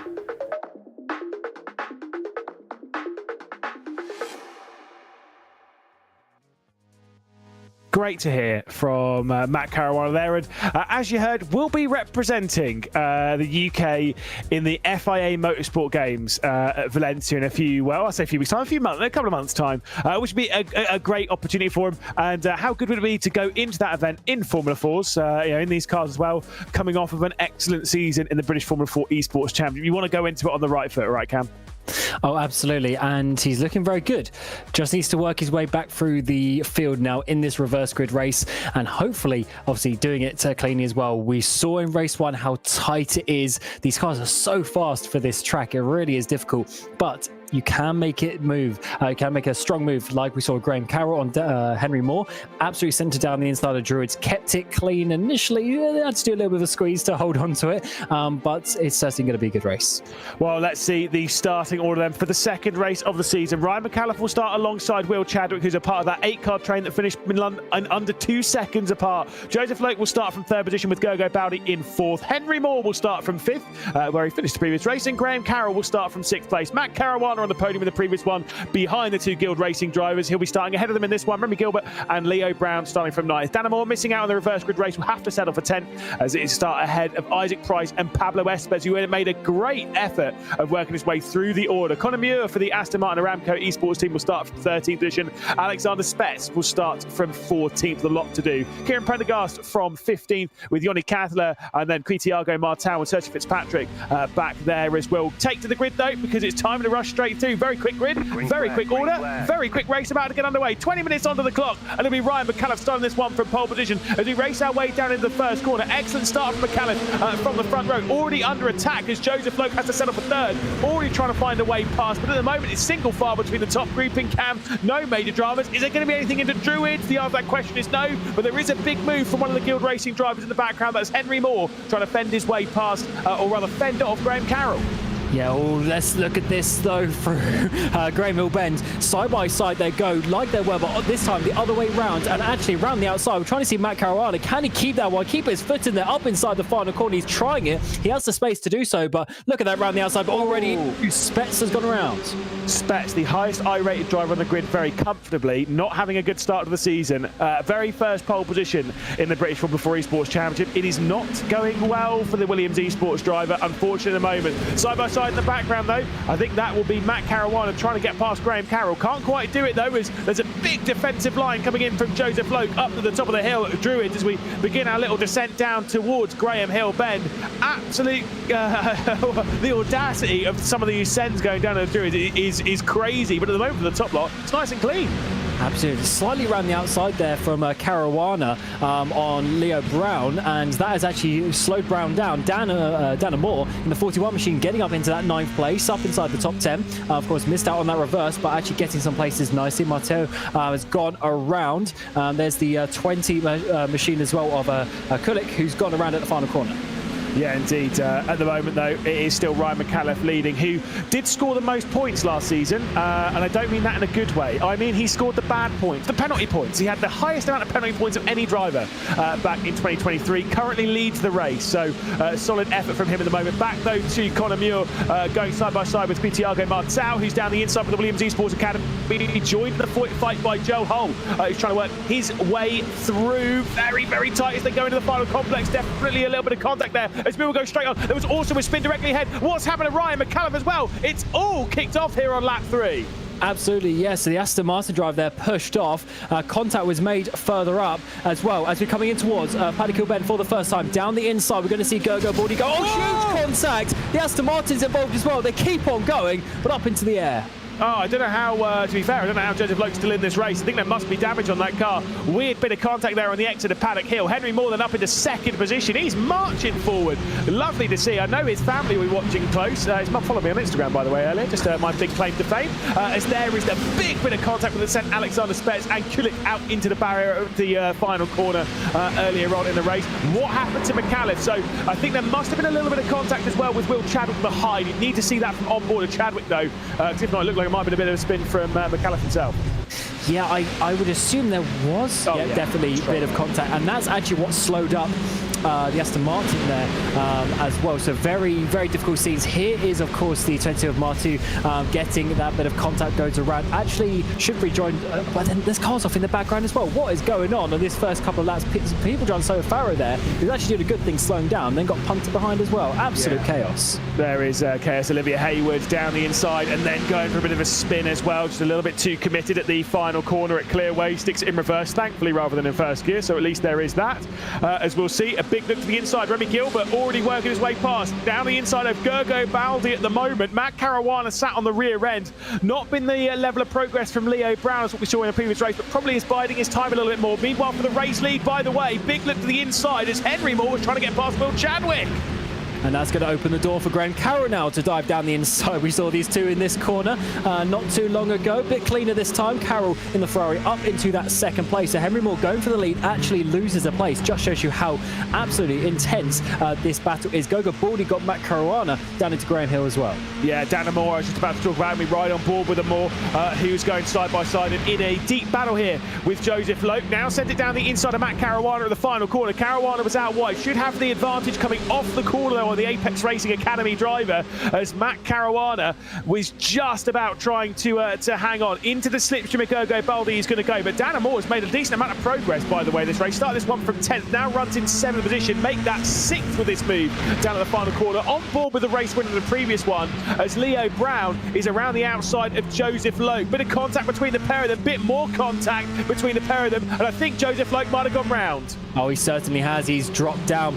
It was very little contact, but it must have been enough when the car was at full pitch that he was just not able to keep the rear end of that car. But getting very close as well as he joins in behind Stanchelek as well. So they worked their way through. 15 minutes ago, 5 minutes gone. We got a 4-car breakaway at the front. Chadwick is leading, but of course all the drivers in behind will be chasing them down. Yeah, I mean, I think Chadwick's definitely got a penalty looming over his head after that incident earlier on, as this is a little bit of a look. It's just a weird bit of contact, and I think also because it delayed him a little bit, got contact from the rear as well, which assisted Loke round. So not a good start to his campaign. I think he might do the 1 or 2 rounds. He is the reserve driver for the Aston Martin Aramco team. We'll see how many times we'll see Joseph Loke out in action this season.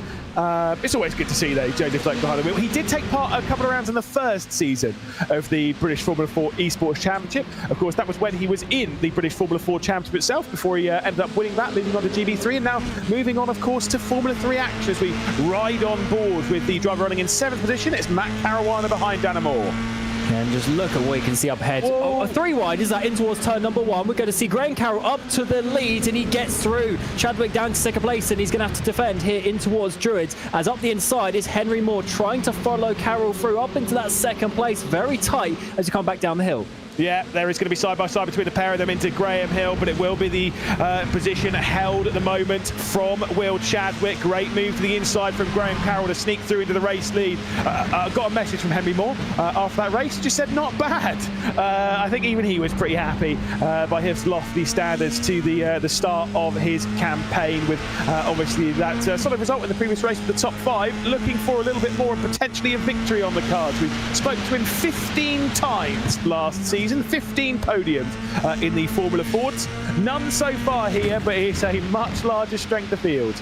Yeah, this is a very good season as opening up to be already. Just after the first couple of races in the sunshine at Brands Hatch, it is looking very nice indeed. Graham Carroll, though, has got, I mean, not necessarily a breakaway, 3/10, but that is a lot around here, to be fair. And actually, I wonder if Chadwick is going to be, just looking in his mirrors and opening the doors to the 2 Guild drivers who are coming in very fast in behind, and they are slowly but surely getting caught by the 2nd 4. Right now, who's the favourite for victory? Really, who is the favourite right now? Because you've got Graham Carroll, who's leading, absolutely rapid driver. You've got Will Chadwick, you've got Henry Moore in his debut, you've got Remy Gilbert, who won this exact race 12 months ago. It's hard to say, because it also depends how the battling goes. We've seen you can easily go from 1st to 3rd very quickly, and vice versa, depending on where you try and make your overtake and how it slows down. We do have basically an 8-car train at the front of this field. Crazy scenes. Leo Brown is on the back of that, your winner from the previous race, and to be honest, he could still get a podium if he works his way nicely. I think this is the important bit to really hammer home here. We have done 8 of the 12 minutes of this race, right? Let's talk about that for a second. Leo Brown is just trying to stay in this race right now, and we saw this time and time again last season. Just because you haven't made all the progress that all your rivals have made right at the early stage of the race doesn't mean anything. I think it was Gordy Much at Silverstone who didn't make the progress as rapidly as the others and still came through to win that race, the 2nd race at Silverstone. Timing is everything, and that includes how and when you're moving your way through the order. Just because you're there now doesn't mean you're going to be there at the end. Oh, absolutely. You have to play the race and the racecraft into your advantage. It's hard to do so because everyone is trying ultimately to win and improve their positions. That's a decent exit there from the 77, trying to get the extra couple of thousandths of a second that he can. But of course, in behind Will Chadwick, who himself is getting back in the slipstream of Graham Carroll. Not enough to make a move this time around, though, as we work away through Paddock Hill Bends. And Carroll's looking very strong at the front here. He seems to be under control control and working it nicely. This would be a good result from the Ferrari driver, considering obviously the winner from the last race, Leo Brown, down in 8th place. Yeah, I will say a few retirements from this one. Of course, Alexander Spetz out of the race, Ryan McAuliffe out of the race, Beckham Jasir out of the race. This driver's teammate out of the race as well, Joel Hull, unfortunately on his debut. I was having a little chat with them before the season started, to his mum as well, who was talking about the commitment that they've made to the world of sim racing and where he's studying in college, all this kind of stuff. A lot of these drivers, they're working hard behind the scenes to make things work in the world of sim racing, and sometimes the season doesn't start out of the way you want. Chin up and move forward. We've seen that, of course, with Alexander Spetz being one of those major drivers out. Dan Moore down the inside of two-time WTCR Esports champion Gogo Baldi, now trying to make the move to the inside, and Dan Moore will squeeze his way through. Bit of contact there. Gogo Baldi goes wide. Leo Brown will come through, dragging through Caruana as well. That is absolutely insane how close those drivers were. 3 positions lost there for Baldi. And I have to say, Daniel, he's got no fear at all. That was an insane move to pull that one off. And of course, Caruana and Brown just sliding their way through. Bit of a shame there for Baldi as he's quite a way back from his teammate now. This has allowed the top 4 to get away a little bit further more. But are we going to see this? A little bit of a wiggle there, actually. Are we going to see this battle continuing, though? Or maybe that's just Caruana saying not to battle? I think that was Caruana. I think you're absolutely right with the second statement there. I think Caruana is saying, look, if we battle now, we lose the group. We lose everyone ahead. Leo Brown says, I don't care about that. I'm coming through, son, as he looks to the inside at Caruana. Caruana's trying to play the wise game here and not fight, because they know this group is fast enough to catch that group ahead just because of courtesy of the slipstream and not battling.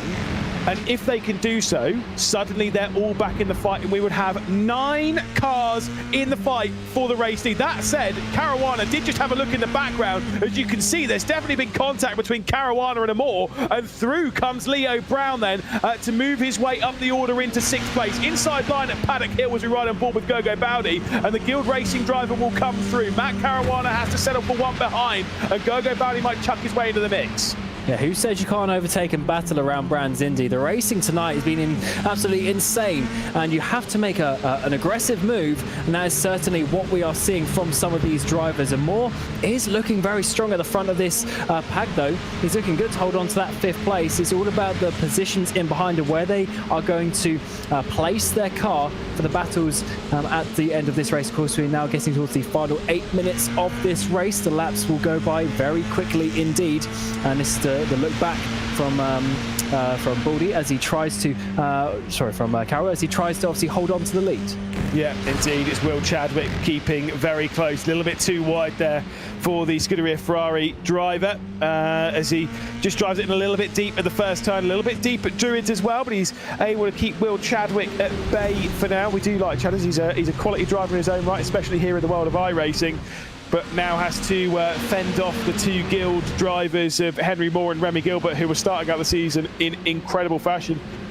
Remy, honestly, do not count out Remy Gilbert coming through to take this victory. Absolutely, don't think about it. I mean, we heard before he's representing, Guild. Also, his granddaddy passed away recently. He said about in the interview, so there's even more weight on his shoulder than normal, and there'll be that further desperation and that further importance to start the season strongly. Yeah, he's in a great position, though, actually, on the back of the top 4 with a bit of a gap behind. So he can kind of sit there a little bit and wait for a position to open up. He's got his teammate there ahead of it as well, which is always a good thing to have. But look at the intensity of this race. You can't make one mistake. If you do any little, mishap in the braking zone, a bit of a wiggle on the exit, someone is coming through. And I tell you what, Chadwick is not out of a shout with this as well. I thought at one point he was looking like going backwards, but he's really involved with this race victory. Just behind all of that, Dan Moore's lost a position. Leo Brown's worked his way through inside the top 5. There is a bit of a look there from Will Chadwick, I believe, in the foreground, but there's no switch for the lead, so don't worry about that too much. We won't miss a thing at the moment. There goes the moment to the inside, though. Matt Caruana will try and get past Dan Moore with a big send into Druids. Is he overcommitted, though? Just about enough space given from Dan Moore, the runner-up in the Formula Fords back in 2023. He's going to hang on at the moment in 6th position. The lone driver for the Apex Racing squad generally across the board. He's representing Apex Racing Academy here is Dan Moore. As Pablo Espes, the driver who made it the most position in the previous race, makes up another on Gogo Baldi potentially. Oh my God, that was around the outside. Don't always see that, but what it has done is slowed down the Ferrari driver a little bit. Is it going to be enough though to make a move in towards Paddock Hill Bend? Maybe not quite. This is going to be a huge send around the outside if he wants to try and make this stick, and the Williams driver is doing so. Can he hold on to his position? It's given on the outside up towards Druids. They continue to be side by side as they have done for a good couple of corners now. It looks like the Ferrari driver might just get ahead. Squeeze, contact is made, and Baldy gathers it up. Yeah, I mean, Expos was pretty unhappy about that there, but I think there was just nowhere to go. Now he's got the speed. Big wide moment there, and a big moment as he clipped the curb on the inside for Gogo Baldi, and Pablo Espes will work his way through. Yoni Kattler for G2 Esports is also in tow now as they battle towards the back end of the top 10, but importantly, look at the gap between Pablo Espes and Matt Caruana. It has grown massively as we ride on board with the Hungarian. He certainly has looked down the inside to get this position back. They lost just half a lap ago. Moves up ahead, Caruana and Amor as well. But side by side, we continue down and then back up the hill towards Druids. Who is going to come out on top? Is it Williams? Is it Ferrari? It looks like it'll be Baldy. There's contact here last time around, and there's a little bit of a hip check there as we see the Ferrari driver get through. Yeah, indeed. Again, fantastic battling. But Cattler, wow, that is wide. There's not been a rallycross circuit here for a long time. I know they do like some crazy bits around Brands Hatch. That was a little bit wider than I would have thought. Yeah, I mean, that's just not the racing line, is it? He's definitely losing time by going off the track there, as we are seeing a defensive line from Carroll trying to hold off from Chadwick at the front. 4.5 minutes remain in this race. We're still seeing the two Guild drivers trying to work themselves in a position. Are they going to be open up, though, by the fact that Chadwick is the one battling Carroll? Yeah, Joseph Loke also has moved up to 12th position in the background. He's got some great pace behind the wheel of the Aston Martin Esports car at the moment as we ride on board with Henry Moore.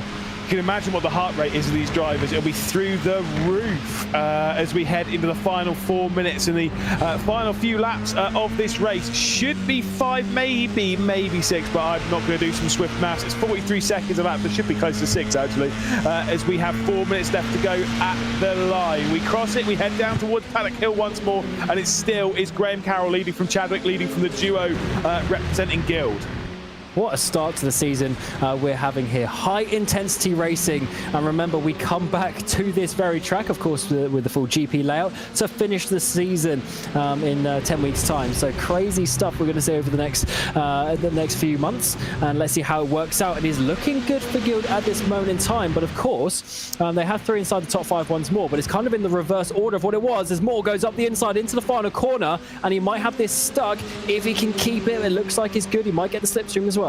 Yeah, but Graham Carroll's going to be wise here. He's going to give the slipstream to the driver that's going to make them side by side because he wants them to all lose time. So he gives a little bit of slipstream to Will Chadwick to make sure that Chadwick can hang on to second position. I don't think he either wants Guild directly behind him, knowing that the difficulty of dealing with them in the previous race. Doesn't matter which Guild driver it is, he just doesn't want them there right now. Will Chadwick for the 3M UK team sat there in 3rd position. Riker and Cattler then going to switch positions here at the back end of the top 10. So Elias Riker trying to get some decent points onto the board for the BS competition team. Out wide through Graham Hill they go. Gogo Baldi's going to be desperate to defend from Pablo Espes. Yeah, the race has kind of gone south for Baldi, especially looking at him being always side by side with his teammate at the start of the race, and now he's quite a way off. But let's see from Riker's point of view. He's the 4th car in the pack. Can he find his way up? Just 2 minutes remain. Huge defensive line to the left-hand side there for Baldi. Is that going to be enough for Espes to make a move? No, it's not just yet, but these guys are really pushing as the laps are counting down. Love the BS livery though on this. Not only is it asymmetrical, which is obviously a big win, but also you can tell which one's which because one of them's got a big Finnish flag on the side, the other one's got a big Norwegian flag on the side. Obviously Finnish for Riker, Norwegian for Yoltayan, as out wide again they go at Graham Hill. That's just their line. I mean, they do run pretty wide at Graham Hill in real life. They're probably taking the mick a little bit at the moment as we head back up to the race lead. Yeah, certainly you can get away a little bit more at this track, but certainly not to corners like Cascades at Alton Park that we'll get to later on this season. And the intensity is still remaining at the front here. Huge defensive line to the inside there for Graham Carroll. He's trying to hold on to this. It hasn't opened up the door as much as I was expecting for the likes of Henry Moore to then make a move on Chadwick, who gets sort of held up a little bit by Carroll making the defensive line. But we'll see if that that one changes when the mindset also changes in the final couple of races, a couple of laps of the race, and then maybe you have sort of a half a thought and you actually send it that time around when the opportunity comes your way. Carroll comes to line with a minute to go, couple of laps remaining, and Chadwick is still looming. 2 laps left to go. 4-car fight for the race victory. We had 8 separated by 2 seconds in the previous race. This one we've got 4 separated by half a second. We begin the penultimate lap. It's Graham Carroll leading from Chadwick, from Moore from Gilbert. Chadwick's out wide a little. Sorry, Graham Carroll's out wide a little bit here though as your race leader, and Chadwick's going to be closing in but can't go for a move. It is a struggle to find your pathway through around this circuit sometimes, and I think that is really what Will Chadwick is dealing with here. Cannot get the better at the moment of Graham Carroll. Will he do it into turn 1 this time by though? I think he's going to need to do something earlier on in the lap, be it Paddock Hill Bend or Druids. I think if it goes after that, it's going to be so risky as the track tightens up quite a lot. We start the final lap of the race. It is Ferrari at the front with Graham Carroll. Can he remain there for one final time, or is Chadwick going to find a way through? He doesn't get Carroll offline though, in towards Paddock Hill Bend. That's going to make Druids tough, or is there a send behind from Henry Moore? Yeah, well, we might see. Henry Moore's going to go for it a little bit. Remy Gilbert's going to properly send it in, though. There's some front wing damage at the moment on Henry Moore's car, who could be losing a podium here. Remy Gilbert to the inside, and Remy Gilbert will come through into 3rd place. The up and under between Gilbert and Moore will see the two of them potentially switch into the final corner. No team orders here as the Guild Esports drivers go side by side in the final couple of corners. Graham Carroll at the front of the field. It is Ferrari on top. We've lost focus of Graham Carroll, who has not lost focus of the race. Perfect drive from him as he takes victory from 6th place on the grid to take top honours here ahead of Chadwick. A drag race between the 2 Guild Racing drivers behind. It will be Remy Gilbert ahead of Henry Moore and Leo Brown. All 3 of the Guild drivers once again inside the top 5.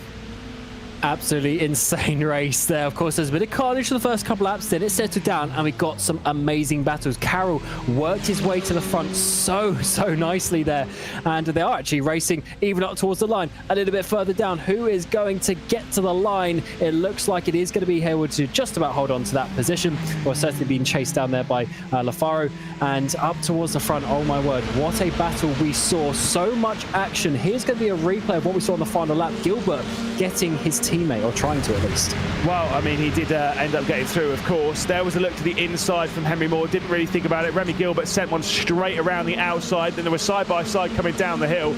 You got the front wing damage there. I think that's just slowed Henry Moore down enough. Backs out of it. Goes for the up and under, does Henry Moore. Young driver trying to get past his teammate. Nearly made this one stick. Gets the inside as they head up towards 30. The inside line on the right-hand side for the final corner of Clearways is always going to prevail. There'll be a drag race between the pair of them. I think Henry Moore was just out there to enjoy that. 5th and a 4th, that's probably better, a lot better than he was expecting to start out the 2024 campaign in the British Formula 4 Esports Championship. Although I will say, Graham Carroll with a first place finish there. Very solid result. I think we'll have the joint championship lead, by the way, with Leo Brown. We'll talk about that in a little bit anyway. Will Chadwick with 2nd place, Remy Gilbert there with 3rd, Henry Moore and Leo Brown rounding out the top 5 positions, with Matt Caruana and Dana Moore. Solid start to his season as well. Gogo Baldi probably a little bit disappointed to finish that far behind his teammate, but a lot of drama in that race. He finished just ahead of Pablo Espes and Yoni Kattler to round out the top 10. Fastest that was Dana Moore. There you go. Elias Riker in 11th position, with Joseph Loke after being spun out, dropped back down to 12th position. Isaac Price, Quitiago Martau, Kieran Prendergast, and then Shimon Kulik, with, of course, Yaltai, Conor Moore, and Saoirse Fitzpatrick, Olivia Hayward, both inside the top 20. So solid positions and a solid start of the season for Prismatic. Unfortunately, not to the same can be said about the Aztec Racing Bug Grid Finder team. Giuseppe Lafaro, 31 seconds off the race lead, 21st position, and a retirement for his teammate Ryan McAuliffe, who started from reverse grid pole. Sidlecek will finish 22nd position with Beckham Jasir, Williams Esports. 24th, 26th, retirements for their main drivers. Joel Holt also joining the retirement list. Cam, what do you make of that? I mean, I'm really happy with actually to the start of the season in general. Of course, there's a few incidents that we'd like to cut out, and I think obviously Williams getting involved in those. it's so difficult when you have a track like this and the high intensity racing we have in this series, just with the style of the car, with the drivers that we have. They're going for everything, and we do see a few incidents creep in. So hopefully they can, swap that around and get some better results. But they are quite a few points behind already after one race. Well, let's talk to our race winner. I think it's time to have a little word from Graham Carroll. Solid drive, superb stuff. Victor across the line. And that looked pretty tough out there, but you were able to fend off Will Chadwick. You were able to fend off Guild Racing in this one. Looked like a tough afternoon for you, but what a drive. Thank you very much. Yeah, I'm absolutely dripping in sweat here. It's maybe only 4 or 5 corners, but it's intense and a lot of laps. And yeah, obviously with the reverse there, I think I started P6, so just sort of be patient, wait for a few shunts in front, and it all panned out. So yeah, really happy with it. Now, obviously jumping into the British Formula 4 Esports Championship for the first time, representing Ferrari as well. This is a great combo. It's clearly working out quite well. Great way to start the season. I'm assuming this was always like the game plan. Like you always came into the season expecting to fight for victories, expecting to fight for the championship.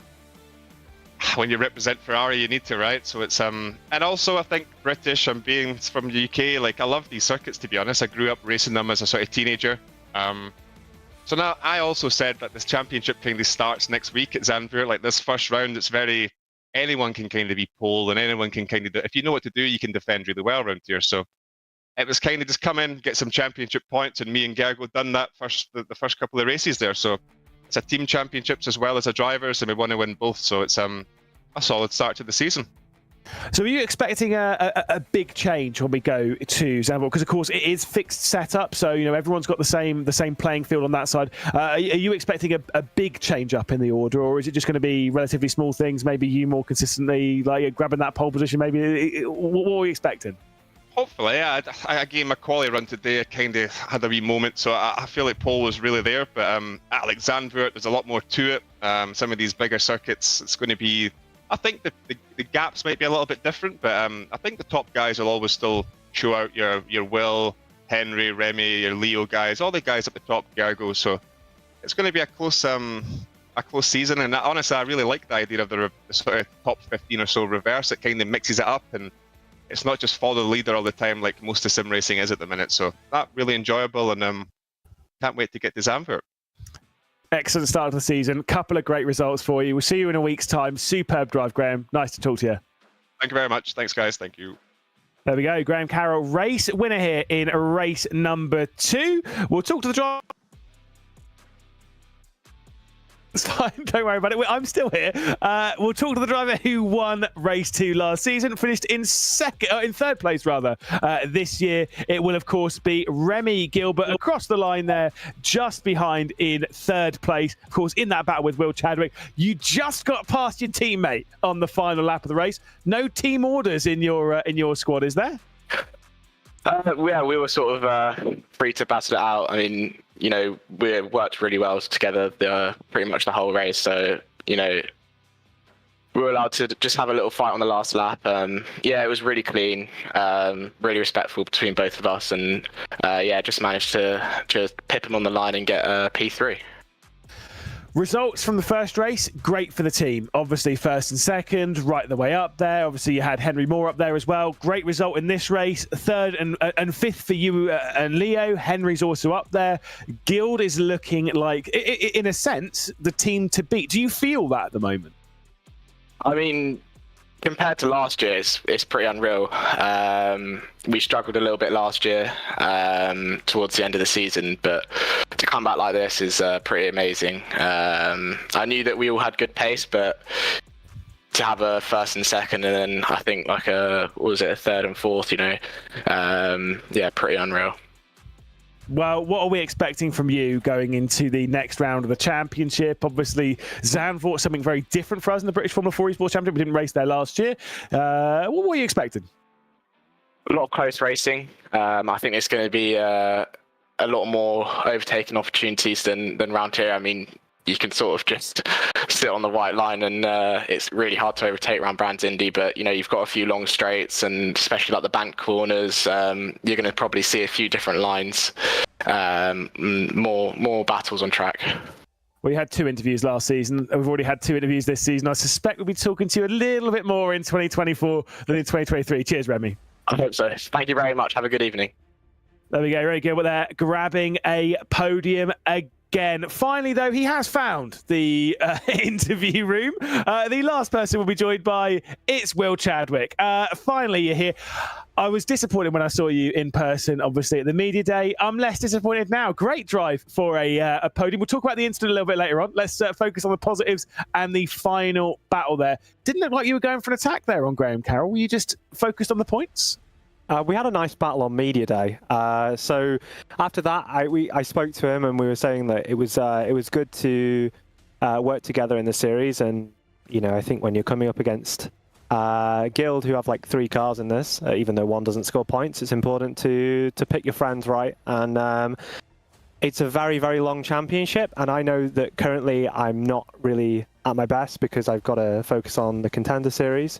So it's important to secure points early on rather than going for one rash move that can win me a race, sure, but this championship will be run by finishing in consistent positions, not by winning the odd race here and there. Now let's talk about rash moves. No, it's not. It wasn't really a rash move. About the instant lap 3, you, Ryan McAuliffe. What happened in that? It looked as though maybe you braking a little bit late, him braking a little bit too early, coming into contact with the final corner. I think that, when you're driving in one of these series, when you're having massive drafting trains, it's really important to drive predictably.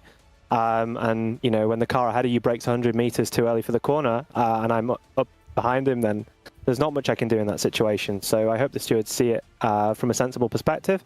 And I'm sorry for the incident that happened. I'm never one to want to cause something, but yeah, it is just what it is. And I'm glad that I didn't get any damage from it because it was, a bit on the edge, I guess you could say, from that side of things. I thought I might get some front wing damage.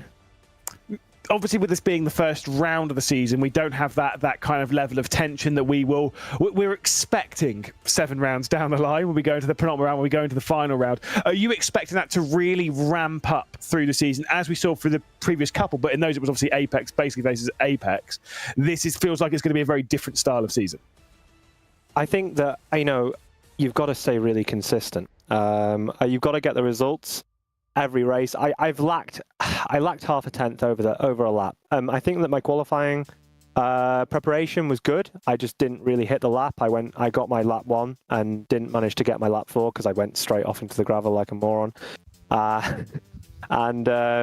I think that when you're looking at it, you've just got to get the points every race, be consistently inside the top 10, scoring reasonable points, making sure you're inside the reverse grid. If you're in the first race like I did, just making sure that I was in a reasonable position and keep scoring points. My commitment to this series will hopefully increase a bit after Alton Park. And hopefully then we can start to go for some race wins. But as things currently stand, I'm happy to collect the points and just think about the wider picture rather than a single race scenario. A fully committed Chadders. Wow, you got me quaking in my boots. No, I'm really excited for it. Thanks, Will. Great drive. Thank you. Poor guy, he's got to deal with a lot with us, Cam, hasn't he? Great drive, though, from Chadwick to grab a podium. Great drive from our top 3 over race 1 and race 2. Great drive from the field. A bit of excitement, a little bit of carnage in there as we expect at Brands Indy. But I think Graham Carroll is the one who's the most right there. I think the season really begins next week when we go racing at Zandvoort.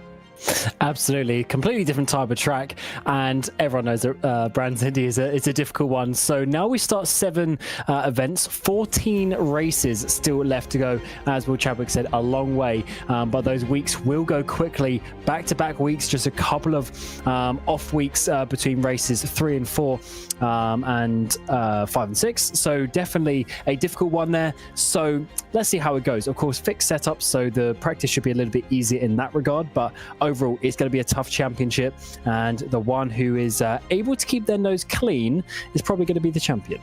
Yeah, I think you're absolutely right. Scoring points consistently. It doesn't have to be victories consistently, but getting in that top 5 consistently, that is the important bit. Leo Brown and Graham Carroll have both done that so far this season. But it's a long, long journey before we get to Brands GP. Just a couple of months of racing. What a fantastic evening of racing it has been here to open up the season at Brands Indy. We will see you all in a week's time at Circuit Zandvoort as for the first time in British Formula 4 esports, we go international. We'll see you then.